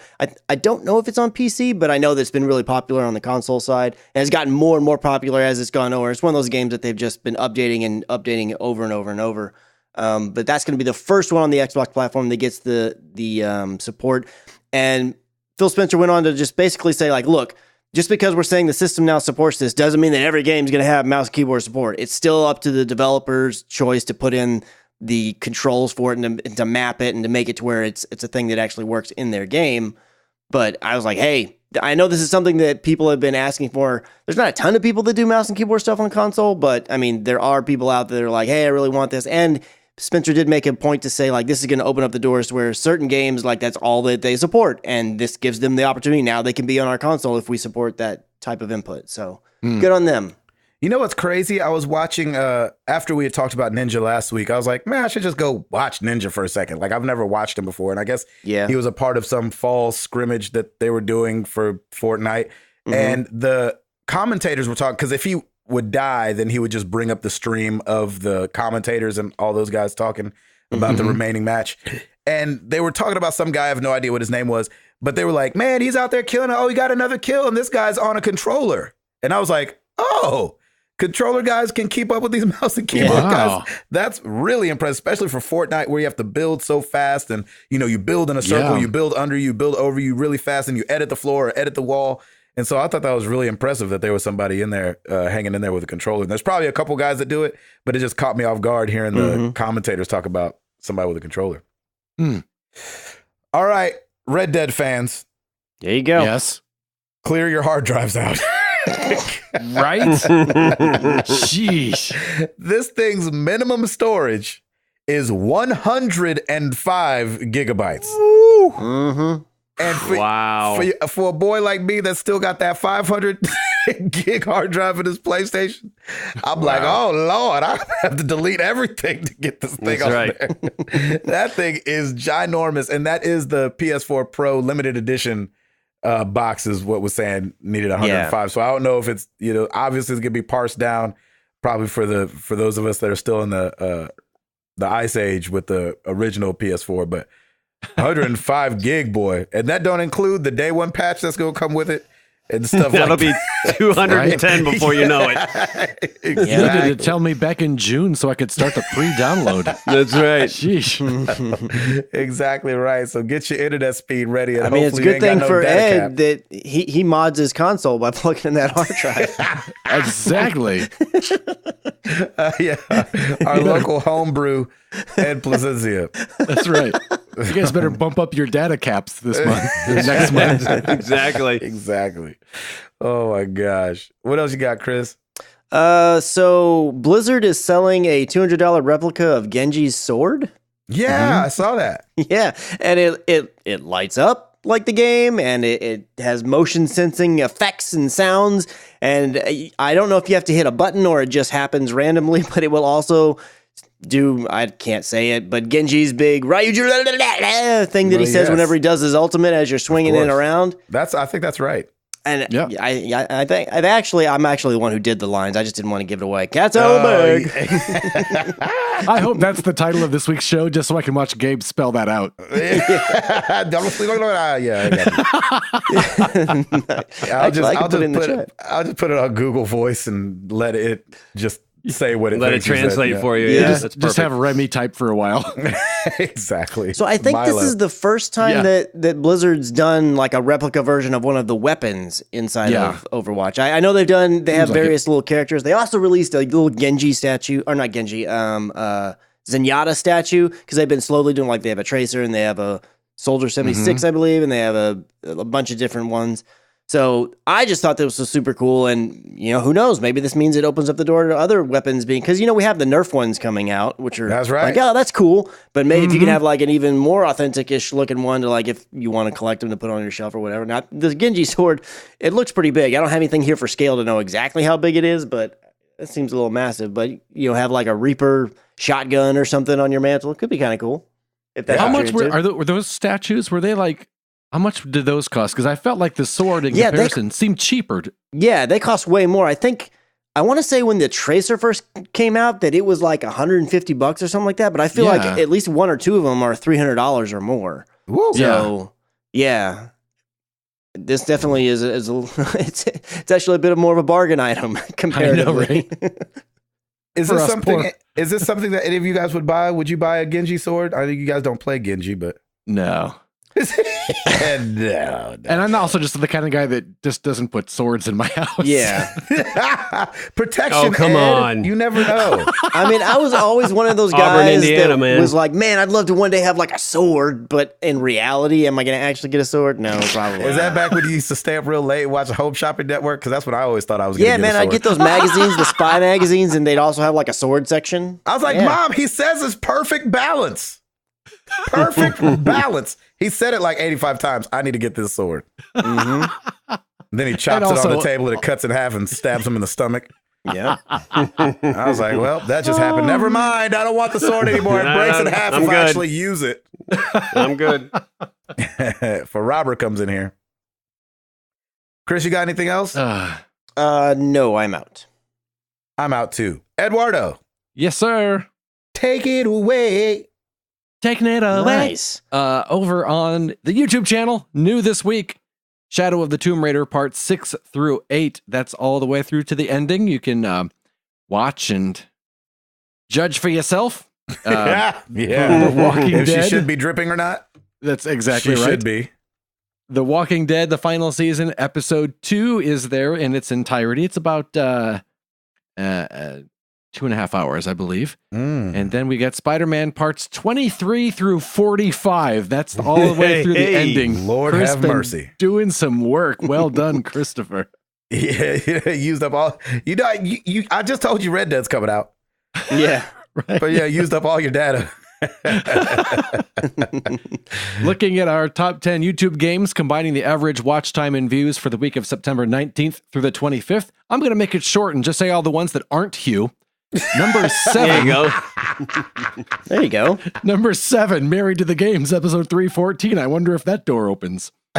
Number Nice. Number 6, Gabe and Chris react to The Last of Us Part 2. Troll There it him. is. Number 5, Ori and the Blind Forest Part 14, Thornfeld Swamp. And number 2, Watch Dogs 2 Part 19, Paint Job. Do you guys want to hear some free games? Yes. Yeah, bring it on. Please. Free games. Over on the Xbox side of things, starting October 1st through the 31st, Overcooked. Oh, There you go. Enjoy Really? that one. It's a great game that's on the Xbox? on the Xbox. Yes. All right. I only have one of those controllers, but It's okay. This is the one you can't play online. I know. That's what I'm saying. That's why I'm struggling. Me and Jenny going to be holding the same controller. Like, no, you just use this side of the controller. Exactly. October 16th through November 15th, Victor Vran. Ooh. October 1st through the 15th, Stuntman Ignition. Turn on the ignition. And October 16th through the 31st, Hitman Blood Money. Ooh, the old one. Golly. Well, it's Good 360 Lord. backwards compatible. That's right. Jeez, Ooh, Louise. the old one. And You had me at old. PlayStation just released their games for the month of October. Of course, Friday the 13th, the game. Yes. Okay, so- I've been so- wanting to try that one. I Yes. agree. I've been wanting to try as well, but didn't they announce that the game was effectively dead because they didn't have the license for it anymore or something? Some kind of weird thing like that? Oh, But really? now it's I thought free. that they did I thought it was a dead game now. And so when I saw it pop up, I'm getting pretty cheap on the whole PlayStation Plus with a game that doesn't even play anymore. But maybe I completely have that wrong. I could have sworn that's what I read. I hope that's not the case. I know. Right? That's funny. They're also giving away the final season of The Walking Dead, parts 3 and 4. Ah, jeez. They Yeah. should just put it on there for good measure. Right. Too soon, Ed. Too soon. Also on PS Plus, Laser League. For the PS3, Master Reboot. Okay. For the PS3, cross-buy with PS4 and PS Vita, The Bridge. That's kind of a fun little puzzler. The bridge is You like over. this? The bridge is over. Oh. The bridge is over. And for PS Vita, cross-buy with PS4, Rocket Birds 2 Evolution and 2064 Read-Only Memories. That's what I usually do with memories. That is a horrible month. Yeah. Assassin's Creed's coming out soon. Yep, there you go. 2064 read-only memories has 3 ratings on the PlayStation Store, just in case you were wondering. Awesome. No. It is 5 stars though, but only 3. Well, sure, that's the 3 writers. It's 2 of the writers and one of their moms. That's right. Yes. Oh my gosh. That's funny. Is there any new reviews? Not this week, Oh, no. doggone it. It's all right. It's all right. It's okay. It's okay. It's all right. Nothing. It's all right. It's fine. Everything's Nothing. fine. Nothing. Every week. Thanks, Ed. You're welcome. Every week we ask you guys a question. Last week was no different. We said, what's your favorite video game idol animation? Starting over on Twitter, Robert Darrell Good Jr. Oh, man, come on now. After Christ 01. I loved the way Deadpool would make fun of the players in Marvel Ultimate Alliance. I think that's just funny to read after his tag is After Christ 01. I love Deadpool.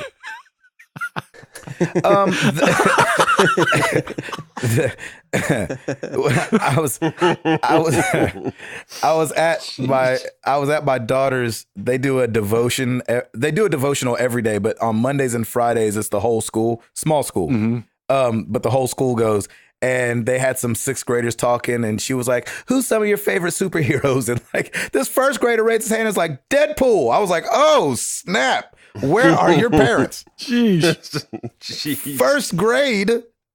Anyway, the Kingpin at DSpin67. MLB The Show. The outfielders would sit down on the field. They will also stretch. Oh, cool. Oh, that's nice. Lord Kelmar at Lord Kelmar. Diablo 2 character select screen. Axe sharpening intensifies. Right, guys.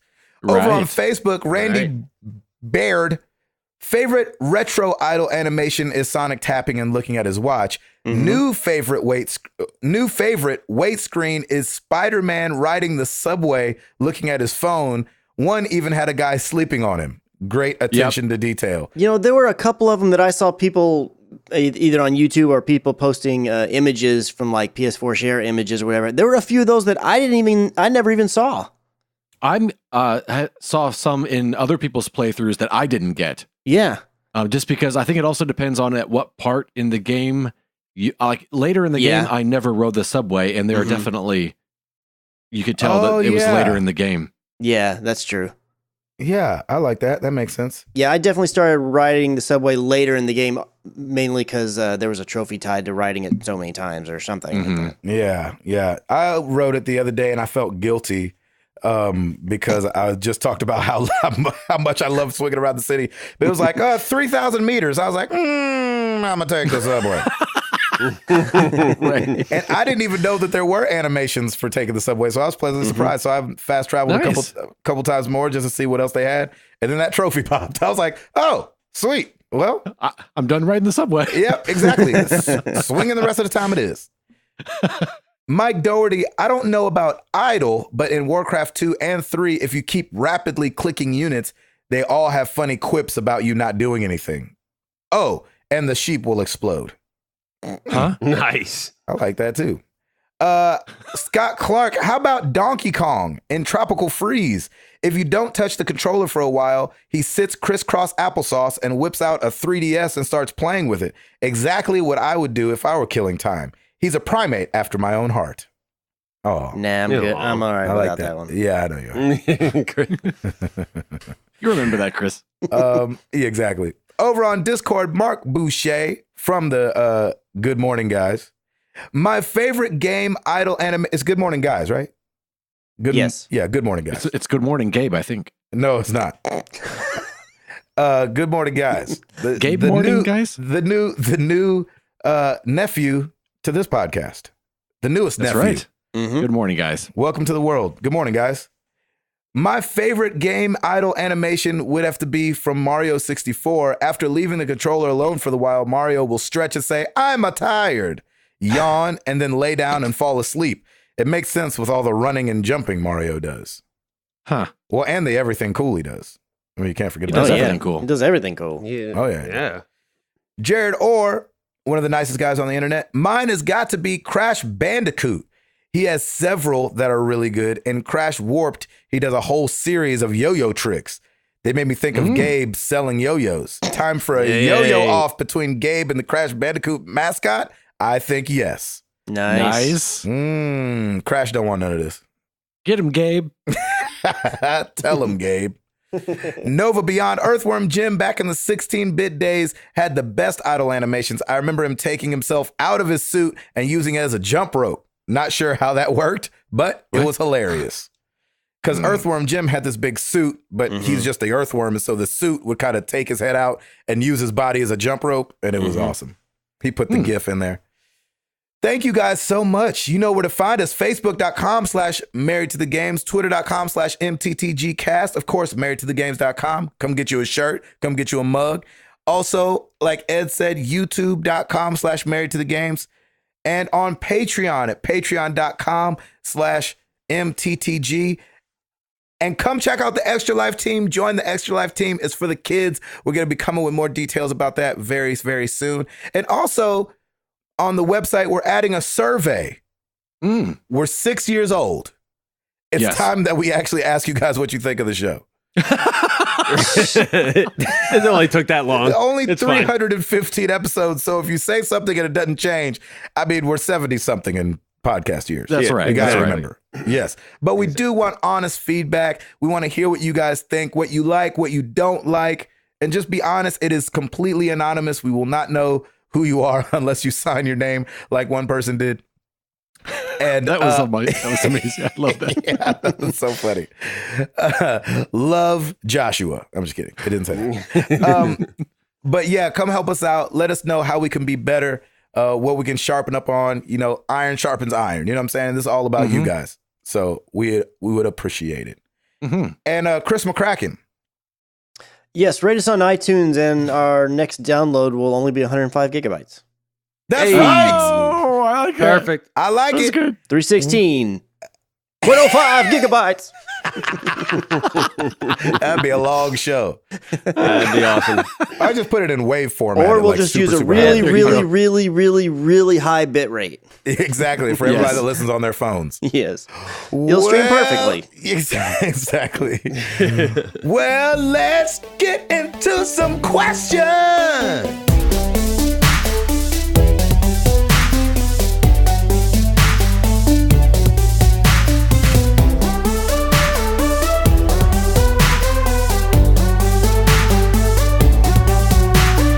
All right, we're going to start with Discord. Chef Dog. I picked up Chrono Trigger on Steam and am nearing its completion. I played some of it as a child by renting it, but never finished it. I felt as a gamer and a fan of the RPG genre, it was a game that I, quote, had to play through in my lifetime. Question. Can you think of a game you went back to play because you owed it to yourself as a gamer and member of the community that you were afraid to miss out on? How'd it go? By the way, for its time, Chrono Trigger is so deserving of the praise it receives. When I bought my PS4, I bought Second Son, The Last of Us, and Uncharted. Nice. Because I definitely knew I did not want to miss out on those. That's right. Chris? The only thing that I can think of, it's kind of similar to Ed. Whenever I was on the PlayStation 3, and then they announced the PlayStation 4, and they had announced that PS Plus was going to be, like, you had to have that to play online, which was not the case during the PS3 generation. I was like, okay, well, at the time, I was a big, huge Call of Duty guy. And I was like, well, if I'm going to be buying it anyways, I might as well go ahead and start buying it now. So I bought it, and one of the games that was free was Uncharted 3, and I hadn't played the other one. So I got with my buddy Kale. He had Uncharted 1 and 2, so I borrowed those from him to play those because I wanted to play all three of them. So that's kind of the only time where something like that happened, where there's a game that I missed out on. I was like, oh, I owe it to myself to play this one kind of thing. Tim, you got one? I'm going to preface this by telling Matt Leidy that I love him because when I got my Xbox, I got the Master Chief Collection, and I'm like, I have to play Halo. If I've gotten an Xbox, Halo is such the iconic game, and it did not go well for me. That's right. When I was a kid and my dad worked out this thing where if I got good grades, he'd buy me a Genesis. And so at the time, this is pre-Sonic, the game that came with it was Altered Beast. And it scared the living crap out of me at the time. I love that story. And so, The wise from your grave. yeah. And so I didn't play it. And then as a gamer, as I got older, I was like, okay, I'm a grown man now. I should be able to play this. And so I found it somewhere. I don't even remember where, and played it and beat it. Nice, man. There you go. Good question. On to Bad Gamer Elite, that Lem guy. The Gametographers community had some drama for the first time in, well, ever. Name calling, hurt feelings, things that needed to be censored. We've modeled a ton of what MTTG and ResDTV does over there, and even without a code of conduct have done well for almost a year. If drama ever poked its head into the MTTG community, how would you guys handle it? How should I have handled it? Banned. Banned. Banned. You know, this is I can't really speak on it from the MTTG community, but when we started up the MTTG Clash Royale thing, and I've talked about this before. We had a guy that came in there and was like really foul with his language. Yes. And You can post messages in that? I didn't realize that. You can chat. Oh, yeah. You can chat in there and everything. Yeah, as a clan. You can chat with your clan. Oh, okay. And so Was he like just using bad language, or was he getting on other people was- for being bad at the game? Both. He was pretty foul. Yeah, Oh, wow. yeah. And so when he would have a bad string of games, he would just go on a tirade, and or if he had a partner in 2v2 and they did bad, he'd be like, "You're awful," blah blah blah blah. And it was really cool because people used to say it takes one bad apple to spoil the whole bunch, right? But our community on Clash, which is only a clan of 50, really just talked him down and like, "Hey man, we don't talk like that around here." And I'd have to interject a couple times like, "Hey bro, like, if you keep talking like this, you got to leave. We love that you're a part of this community." And he was good at playing the game, so we were like, "We want you to stick around. It's just, we don't talk like that. We got kids here. We've got some dads that have their sons on here." And so, and it actually took a little bit. Like, it wasn't like this. It wasn't this turn on a dime where he was like, "Oh, okay," and stop cussing. He kind of like, a week or two would go by, he'd have a bad day, or he'd be drinking, and he just, let us have it in the chat, and we'd remind him. And that hasn't happened now for months. And and I mean, like, so much so that like I've made him a leader in the clan, like a co-leader or whatever they call it, and he's been really helping us out and playing and donating. And he's good. And he's good. He's really good. And there hasn't been like hide nor hair of that guy that came into the community at first. Awesome. And so I would just say, man, like, embolden your community. Like, you can speak out. Like, I'm not worried about hurting somebody's feelings if they want to come in and be foul. It's like, "Hey man, you got to go, or we got to block you or something like that. But we're not going to have that here. That's not how we roll." Yeah. Yep. And honestly, Gabe, the only drama, and I say that very loosely, that we ever had was when Hall had called us and decided that he didn't want to be a part of the podcast anymore for very good, very valid reasons. And it was no drama involved. I mean, we just all handled it by talking. And just be like, "Hey, that's great." I mean, we even said, "Is there anything that would change your mind or anything we need to do to kind of change the format?" And he's like, "No, I'm just, he's ready to be a dad." And you cannot fault him for that. And so they're like, the whatever quote drama, I think it was just more of it was just a change. The time, yeah. In it. Yeah. So, I mean, talk it out. Talk it out, baby. That's what you got to do. Instead of, and I feel like when I remember somebody told me, because I can get to talking, you have two ears for a reason and one mouth for a reason. So you need to talk half as much as you listen. Boom. And so I think when you do that too, and because I feel like people lash out a lot of times because they feel like they're not being heard. And so listen, see what their qualms are. If you can deal with it, deal with it. If you can, it's like, "Hey doc, we trying to have this is what we're trying to do here. So, we holler at you, you can go do your thing. You know what I mean?" Yep. Chris, you got any words of wisdom? Not really. I mean, it's kind of the same way. Every now and then we've gotten people on, like if we have a group playing like Overwatch or something like that, and somebody will invite, like, "Oh, can I invite, so and so?" I'm like, "Yeah, sure. We don't have a full team, so go ahead and invite your friend because friend of a friend or whatever." And then they'll come in and they'll just be like, they're clearly not aware of how things typically go over here, and usually we can just kind of guide them a bit, or it'll be honestly, because it's just kind of worked out this way because our community is kind of self-regulating in a way. Yeah. Usually that friend, if the friend who invited them, they may think of a reason to be like, "Hey man, we need to not do that," or they'll find a way to get them out and be like, "Sorry, I didn't realize it was going to be like that," or something like that. So we just haven't really had to deal with that a ton, and that's not to say that it won't come up at some other point. So I can't say like from personal experience, like, "Oh, I've been through that and here's how I dealt with it," kind of thing. I feel like most of the advice that you guys have given has been pretty good, pretty spot on. By the way, that's also just a huge testament to the community that we don't have to monitor you. Oh yeah. You guys just kind of do it all yourselves. So it's like we're very fortunate and lucky to have that, and we appreciate it because we're not saying don't cuss or stuff like that. Like it, but in this community, we try to keep it very positive, kid friendly. And so, if that's how you talk normally, yeah, go talk like that normally. We're not trying to throw any shade on that. We're just saying, around these parts. You know what I mean? Yeah. Yeah, I think it's helpful that, and I think we don't, when we tell people, like he was saying, like, we don't necessarily do that around these parts. We don't do it from a, like, oh, you're a bad person because you're doing these things. It's more about like, hey, this is just, if that's your thing, cool. But you need to find another place where that's, you find more people that are that way as well. Yeah. Just get a little creative and express yourself a little differently than normal.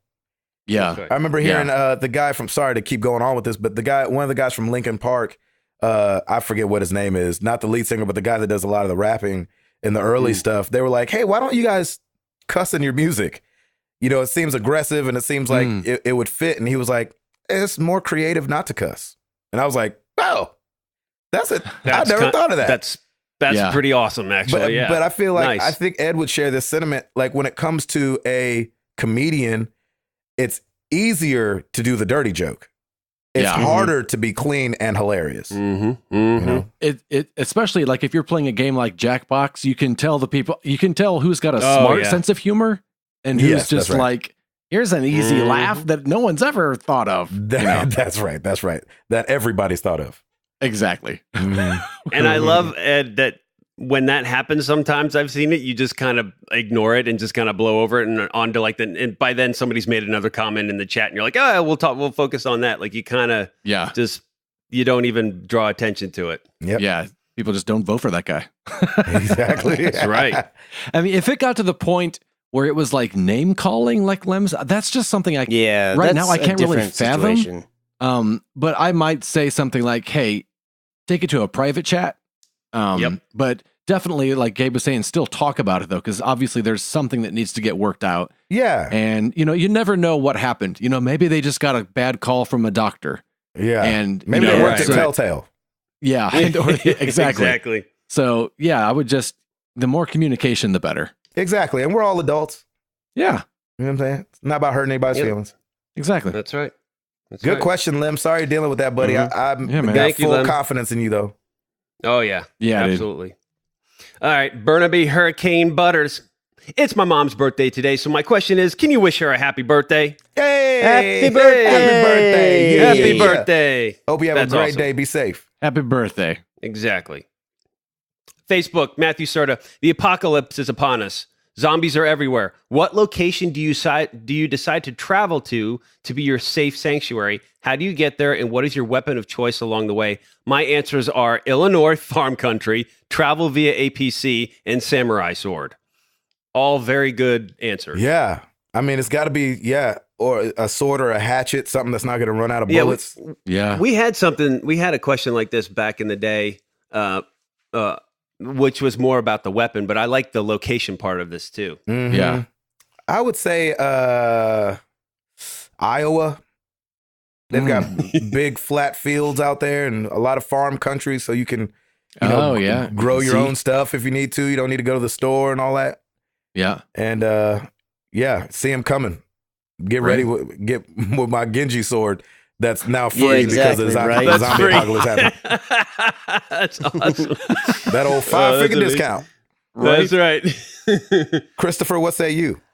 I don't know, like, geography-wise where I'd want to be. I don't know what would be better than the other, but I just want to be in one of those Fort big... Worth area. I just want to. I just want to be in one of those big houses. Those houses that has a big. It's like the whole thing's underground, and like you don't even know it's there. Oh yeah, there's like a big fortress underground. Yeah, that's basically. So I don't really care where it is because I'm gonna be up underground. I'm just gonna have like a little thing that goes up like a telescope that I can look around. Like, nope, no zombies yet. We're still good. Here's the problem, because I feel you on that. Mm-hmm. It's the one way in, one way out thing I don't like. Like just in case something goes down, I need to have a bunch of exits. Well, we can work that out. Yeah. You can do that. Oh, okay. Yeah. You dig a hole in the back.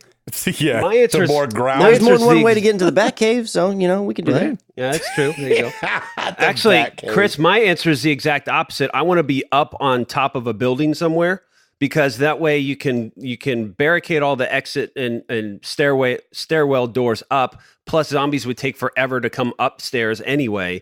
And then if you have to do runs to go get food, you'd go do runs. But at least you're up top and you can look down and kind of assess the situation. Yeah, but see, if I'm underground, I can also just mull out an area and like grow things in the ground. Like I can use lights and stuff for the sunlight and everything. Like, you up in the sky, like where are you going to plant something? Oh, no, but In a cloud? Chris is going to be the first one to die. Yeah, he is. I'm telling you, man, I got this all planned out. I'm telling he you, I does got have this it all planned planned out. out. It sounds a lot like Branch from Trolls, if you haven't seen Trolls. That's right. Exactly. I have not, so I have no idea what The you're talking Burkheads about. are coming. Yeah. The Burkheads are coming. It's fortified underground bunker. That's right. That's great. Go ahead, Ed. I'm going to steal Tim's ticket to Hawaii Ooh. and Yay. be on an island and That's then smart. eat fish and Yep. pineapples. That's right. Perfect. I like That's that. perfect. You don't see a lot of That- zombie apocalypse happening on islands. Nah, Yeah, man. not Zombies And if can't you do swim. dead, If you do, go to unless the it's other dead island. island. Yeah, exactly. Mhm. Get a little Yep. puddle jumper plane. Exactly. That was also a 5-finger discount because it's the zombie apocalypse. And somehow you magically knew how to fly a plane. I mean, you figure it out, man. You know, you Oh, sure. Oh, yeah. played enough sim games.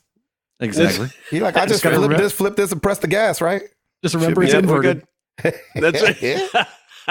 It's inverted. Nice. Good question. All right. Mike Doherty, in light of the Tomb Raider review controversy, do you feel PlayStation focused reviewers are more critical of games because we're so used to having great games versus Xbox centric reviewers who may not have had as many, i.e., a great game versus Yikes. great game, but it's not Uncharted? Well, I assumed I so many didn't- people I were didn't- What? harder on Yeah, I didn't know what the controversy was. Yeah, to be I don't know the honest. controversy. I mean, I And it assume might not be. reviewers play even games they don't review. So it's not like they've never played. If they have an Xbox, they've never played an Uncharted or Yeah, Are they? exactly. Huh. Yeah, I don't think it's that. I don't know the controversy, but it doesn't seem like that much. I mean, yes, it could still be a great game, and I've actually said the same thing. Like, it's a great game. It's definitely not an Uncharted. It's a nice, in between. But I wonder just if because that's I've the hard played that. part. Like, as a writer, I don't know if you're a Microsoft reviewer, if you can say Right. that. You know what I'm saying? You can't be like, well, it's not Uncharted, but you know what I'm that's saying? true. That's Oh true. yeah, Yeah, they'd be like, what are you doing? You can't bring Yeah. Sony into this review. exactly. I can see how that would be a problem, but I think that's I guess they're saying the bar is lower at Microsoft, so the games would get worse ratings if they were on Sony. Is that what they're saying?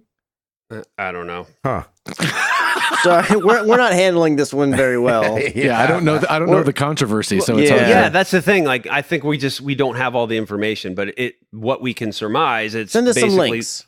there are PlayStation reviewers that are saying that it's okay but not as good as like an Uncharted. But then there's Xbox reviewers that may say it's a great game, not having played Uncharted, and so there's But like using Because they've never using who played a cares, good game. right? Who cares? but using that language, do you think? I know by segmenting it out as PlayStation and Xbox, do you think it just means like people who that's their preferred console, not necessarily reviewers for like a Polygon or a Kotaku? Yeah, You think that's what he Oh, I means? don't know. I have no idea. I don't didn't have think about I don't that. have any of Mike. Please send us a follow up and kind of give us a link and Yes. let us know what's going before we dig a further hole. Yes, please. So that's good. Brian Niebel, how's about a good quote? What's one of your favorite video game quotes? Let's say quote a phone one and then something actually meaningful, if you can think of one. Yeeks. Shoot. Wow. That's hard, man. I've played until I got out in this shed. I've played so many games on mute that I don't know. Gosh, I don't even retain that stuff. I don't either. Yeah, It's I don't funny. really either. I think my favorite has got to be, and it's going to happen. It sure is cold out here. It sure is cold out here. Sure is. Gosh, I can't even think of something that I was like, ooh, I like that. The arrow in the leg one from Skyrim. Like, I used to, whatever the quote was, I used to Take do an arrow something- to the knee. Yeah, until I took an arrow to the knee. Yeah, something like that. That was a good one. I say all the time around my house, even though nobody knows what it's from, I say job's done a lot. Job's done. Not Do you job's really? done. Yeah. Love that. Yeah, I that's think a good that's one. Warcraft. I don't Job's know. done. No, that's Well, Hearthstone. it was on Hearthstone. Oh, it was on but Hearthstone too? From World of Warcraft is what it's all themed after. So But I think Kind of. but what I'm saying is I think it was on Warcraft 3, like when you're having your little minions build a building before you go attack somebody. Oh yeah, Like that when may they have get been where it finished originally building a came from. barricade, Yeah. they're like, job's done. Yeah. The orcs. And I it's think. on Hearthstone too. When you don't have any, you can't play anything else. Gotcha. Anybody else Yeah, got when your one that turn can is over. drum up? I can't think of a serious one, but the fun one is if you've played Tales from the Borderlands, it's just simply bro. Did you say that a lot? Oh, nice. Yeah, there's a scene where it just gets super bro heavy. R.I.P. TellTale. That's funny. It's awesome. Man, I'm the same as you, man. I'll love a game and like, man, that was awesome, and then I can remember scenes, but I don't remember. I don't Nothing from remember Metal a bunch Gear? of lines. I mean, not in particular. There's corny ones like, "Can you find love on a battlefield?" I mean, that's perfect. I'll take that one. that's a That's very great. corny one for the funny side. you But in terms find of the other love one, on the a- like more serious one, I'm sure if I really thought about it, I could think of one, but off the top of my head, no, Yeah, I it's can't. tough. That was a tough one. All right. That's a good one, though. Thanks. Mike Peacott. Since Chris finally received his Tesla, I was wondering what's your first car or truck, and what is your dream vehicle? No, money is no object. So what was your first car, and what is your dream vehicle? Chris? My first car was a '93 Ford Mustang, and my dream vehicle would probably be an Eleanor Mustang. I know that's right. Nice. That Eleanor is beautiful, boy. Yeah, I like Goodness Mustangs. Gone in 60 seconds. Shout out. Router? First car was a Nissan Pathfinder. What year was it? I can't remember. And then 3. it was year one. And my dream vehicle, I kind of don't have one. Just kind of whatever works. Give me 4 wheels and a steering wheel and a seat, and I'm good. Really? I'm not like I've never been a huge Car guy? car guy. Like my dad was never a huge car guy. It's just we needed something that worked. So as long as something works, I'm good. I do love a good old gas guzzling SUV though. I like to be up high and just have a lot of room, which is nice. But I don't really have one that I'm dying to have. I'm going to say my first car was an 87 Honda Civic. And my dream car is probably, man, I've always really been a fan of the Dodge Viper. And I just think those are, yes, Nice. I would love a Dodge Viper. I haven't loved the body styles as of late, but the older ones, the ones that are really round, I really like those. Like the late 90s Dodge Vipers. There you go. I love them. Nice. Edward? My first car was a 1984 Ford Granada. Ooh. Nice. And Ooh. my dream car is a Herbie. Yeah. Hey. That's awesome. Little VW I bug. love that. I love that. Perfect. I love that money was such an obstacle for all of our first cars. Yeah, there you go. It's like, amazing. buddy's not, don't even worry about buddy. It's like on the dream car, but on the first one, boy, buddy was definitely an issue. Right. That's right. Good question. A great question. All right, moving on to Twitter. We only got 3 more. Mr. Pastor Ham at MTTG Brazil team. Gentlemen, That actually right sounds now, good. Yeah, please pass the ham. I do like that. Mr. Pastor Ham. Mr. Pass the ham.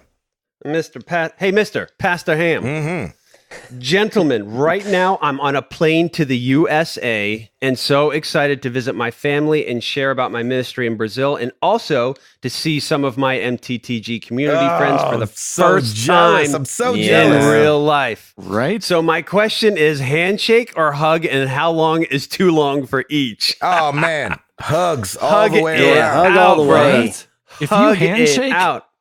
Yeah, don't Yeah, if handshake. If You're you banned handshake, you just for get sure. on a plane and go back to Brazil. That's what you right? Aw. get right back on that plane. You hug it out, Yeah, brother. I think a 3 to 4 pat hug is probably good though.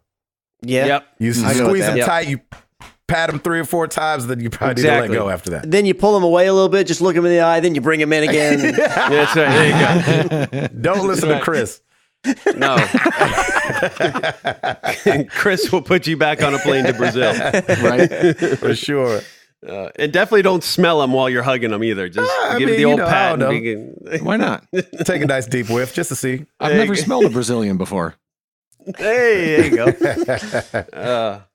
Welcome home, brother. That's awesome. Welcome back. have a safe And, trip. Safe travel. Hopefully Definitely. had safe travels. Oh, I'm Keep us so posted. mad. I was just in Ohio. Jeez, that'd have been great. All right. Jeremy at Jero45. Did you find that door? Hey, I love it. No, not yet. Yep, but still she looking. keeps telling me about it. So, all right, final question. At Lord Kelmar, do you write down your dreams? Or do you have any dreams that you'll always remember? No on the first one, even though I should have written down a dream I had. And yes, I do remember, like, there's a couple of super vivid dreams from my childhood that I remember. But I have not had many dreams as of late, like, at all. Mhm. Yeah. Crazy, man. I have not had many dreams. Yeah, I can't even remember the last dream that I had where I woke up and like, wow, that was a crazy dream, and I remember all the things. But there was one, and I've never written them down after I've had one. But when I was young, I used to have, I don't know if you'd call it a recurring dream because it wasn't the exact same dream over and over, but I had this thing where I would wake up and I guess you'd call it a superpower, but I could just like, it wasn't really flying because I would have to run and jump, but then I could stay in the air once I jumped up in the air as long as I Nice. wanted, and I'd be really Ooh, high. nice. And it wasn't like flying like Superman where I'm like my hands are out or anything. Like I would just be stationary, you know, like I'd be floating in the air, like flying around. And I would always do it at night, right. so I could see everything. Yeah. Nice. And I like remember that. having that That's dream where I cool. had that power numerous times, Nice. or gift or ability, whatever you'd call that. Yeah. Ed? Yeah, I don't write them down now, but when I was in high school, I used to write them down. And I don't know if it's because I wrote them down. I can still remember quite a few of them pretty vividly. Nice. Oh, wow. Nice. I like that. Yeah, I don't write down my dreams, and I pretty much wake up and then I'm like, is that a dream? And then just kind of and then forget about it and just get up and start my day. There you go. Not big into the dreams, eh? Whatever the default is. Whatever I was just going to say Jeez Louise.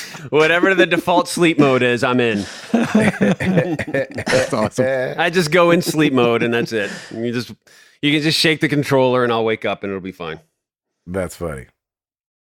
That is it for the questions, gentlemen. Thank you so much, everybody, and we appreciate it as always. Yeah. The question for you guys this week, we wanted to try to share the love and spread it a little bit. So we wanted to ask you guys to share your favorite. This is a little narrow. It's a little narrow of a question. Not everybody's going to be able to answer. But what is your favorite TellTale memory? I don't know if anybody from TellTale listens to this podcast, but maybe they will next week. Knowing this question's coming, we want you to share the love. What is your favorite TellTale memory from their games? Ed, why don't you kick us off? Pick a scene from Tales from the Borderlands. But it's probably You love gotta that one. be. I just laughed and cringed at the same time so hard at the. They had to get an eye out of a guy. Oh my gosh. Oh Lord. It was so funny the way they did it. That was just. I'll just say that one. I could pick from pretty much any game they've had, but I'll go with the eyeball, The eye gouging. the eye spoon. Oh gosh. Eye spoon. Beautiful. Chris. It's so funny. So mine's gonna be a bit spoilery. So if you've not played The Walking Dead season 2, maybe you want to Okay. skip past my answer. I have two of them in particular. One is when you're playing as Clem, and you go back in time to where you're back in that, I guess that motorhome or whatever, and Lee's talking to you. Mm-hmm. Did not expect that scene at all, and that I almost lost it at that scene. Nice. And then one other one is that also in season 2, again, spoiler, Kenny shows back up. Oh yeah. Yes. And Oh yeah. at one point, like down the road, I don't remember the exact circumstances around it because it was a while when I played it ago, but it basically comes down to you have to make a choice on whether or not to shoot Kenny, but it's like a crazy situation where it's like there's really not a right answer. And I ended up shooting Kenny, but he's like, just the conversation, the like heartfeltness of that afterwards kind of thing. Yes. It's just like, that really hit me too. Nice. What about you, Tim? It episode 1 of The Wolf Among Us, that ending, like just how it ended, where you were, I think I actually was like, oh, and then when it went to black, I'm like, dang it, I need the next episode Yes. now. Like I was Yes. so like, oh my God, I need this next episode. And that was when Good I choice. didn't have it all downloaded yet. but that was like, oh, loved it. Yes. Absolutely loved it. Yeah, man. I love that kind of stuff. It just, I'm like, yes, it just drives me nuts. I want to say Batman because it was more recent, because I really loved the relationship between Batman and the Joker in that game. Yeah. Because I thought it was awesome.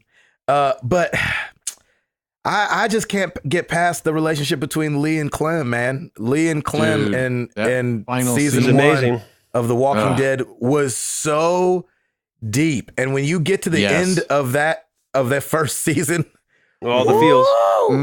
I mean, all the feels were going on in that thing. Yep. And so, I mean, and that's what I feel like, even though I appreciated it before, for some reason, getting to meet Dave Fennoy and playing through as Lee really helped me fall in love with voice acting. I don't know. Nice. And I'm not saying that his thing was like miraculous or anything like that, but he made Lee so believable to me as the man and as the decisions that he would want to make and always wanting to do the right thing and things like that, and how he took care of Clementine. Oh my gosh, that relationship was just incredible. And I thought the writing was amazing. And then too, just one of the things I really appreciated about TellTale was that they like almost stuck with the exact same people through all their games. And so you would hear Dave again, you would hear Gavin Hammond again, you would hear all these different people in these other games. Clementine, you would hear her again in Wolf Among Us and stuff like that. And so I just love the way they kind of like, it felt like they were a little tribe making these games. Like, all right, we loved working with these people, so we're going to keep going with it. And you're like, oh, I love that. And obviously the fact that it's coming to an end kills me, but I loved that about TellTale. Yeah, definitely. So let us know you guys' favorite TellTale memories, and we will talk about them next week. It will probably be spoilery a little bit, so you might want to skip this part of the show next week. But I just wanted to spread the love, because I want these guys to know that what they did mattered. I want them to know that there were people out there, real people that really enjoyed their games, and that they will be missed so much. And I feel like they were so, they weren't action games. They weren't first person games. They were point and click games that had great stories that took you on a ride, and that kept, like Tim was saying, kept you on the edge of your seat to where, like, when it would end, you're like, oh my God, I have to. Okay, let me start the next one. And some of us had to wait months until the next one. And we just waited. And we're just so happy when the next episode would drop. So share them with us. Use #AnswerMTTG. And we will read them next week. Yes. Thank you guys so much. 3:15 in the books. I am Gabe Patillo. That is Tim Router. That is Ed Placencia. That is Chris McCracken. And we are married to the games. And we are up out this thing. Bam!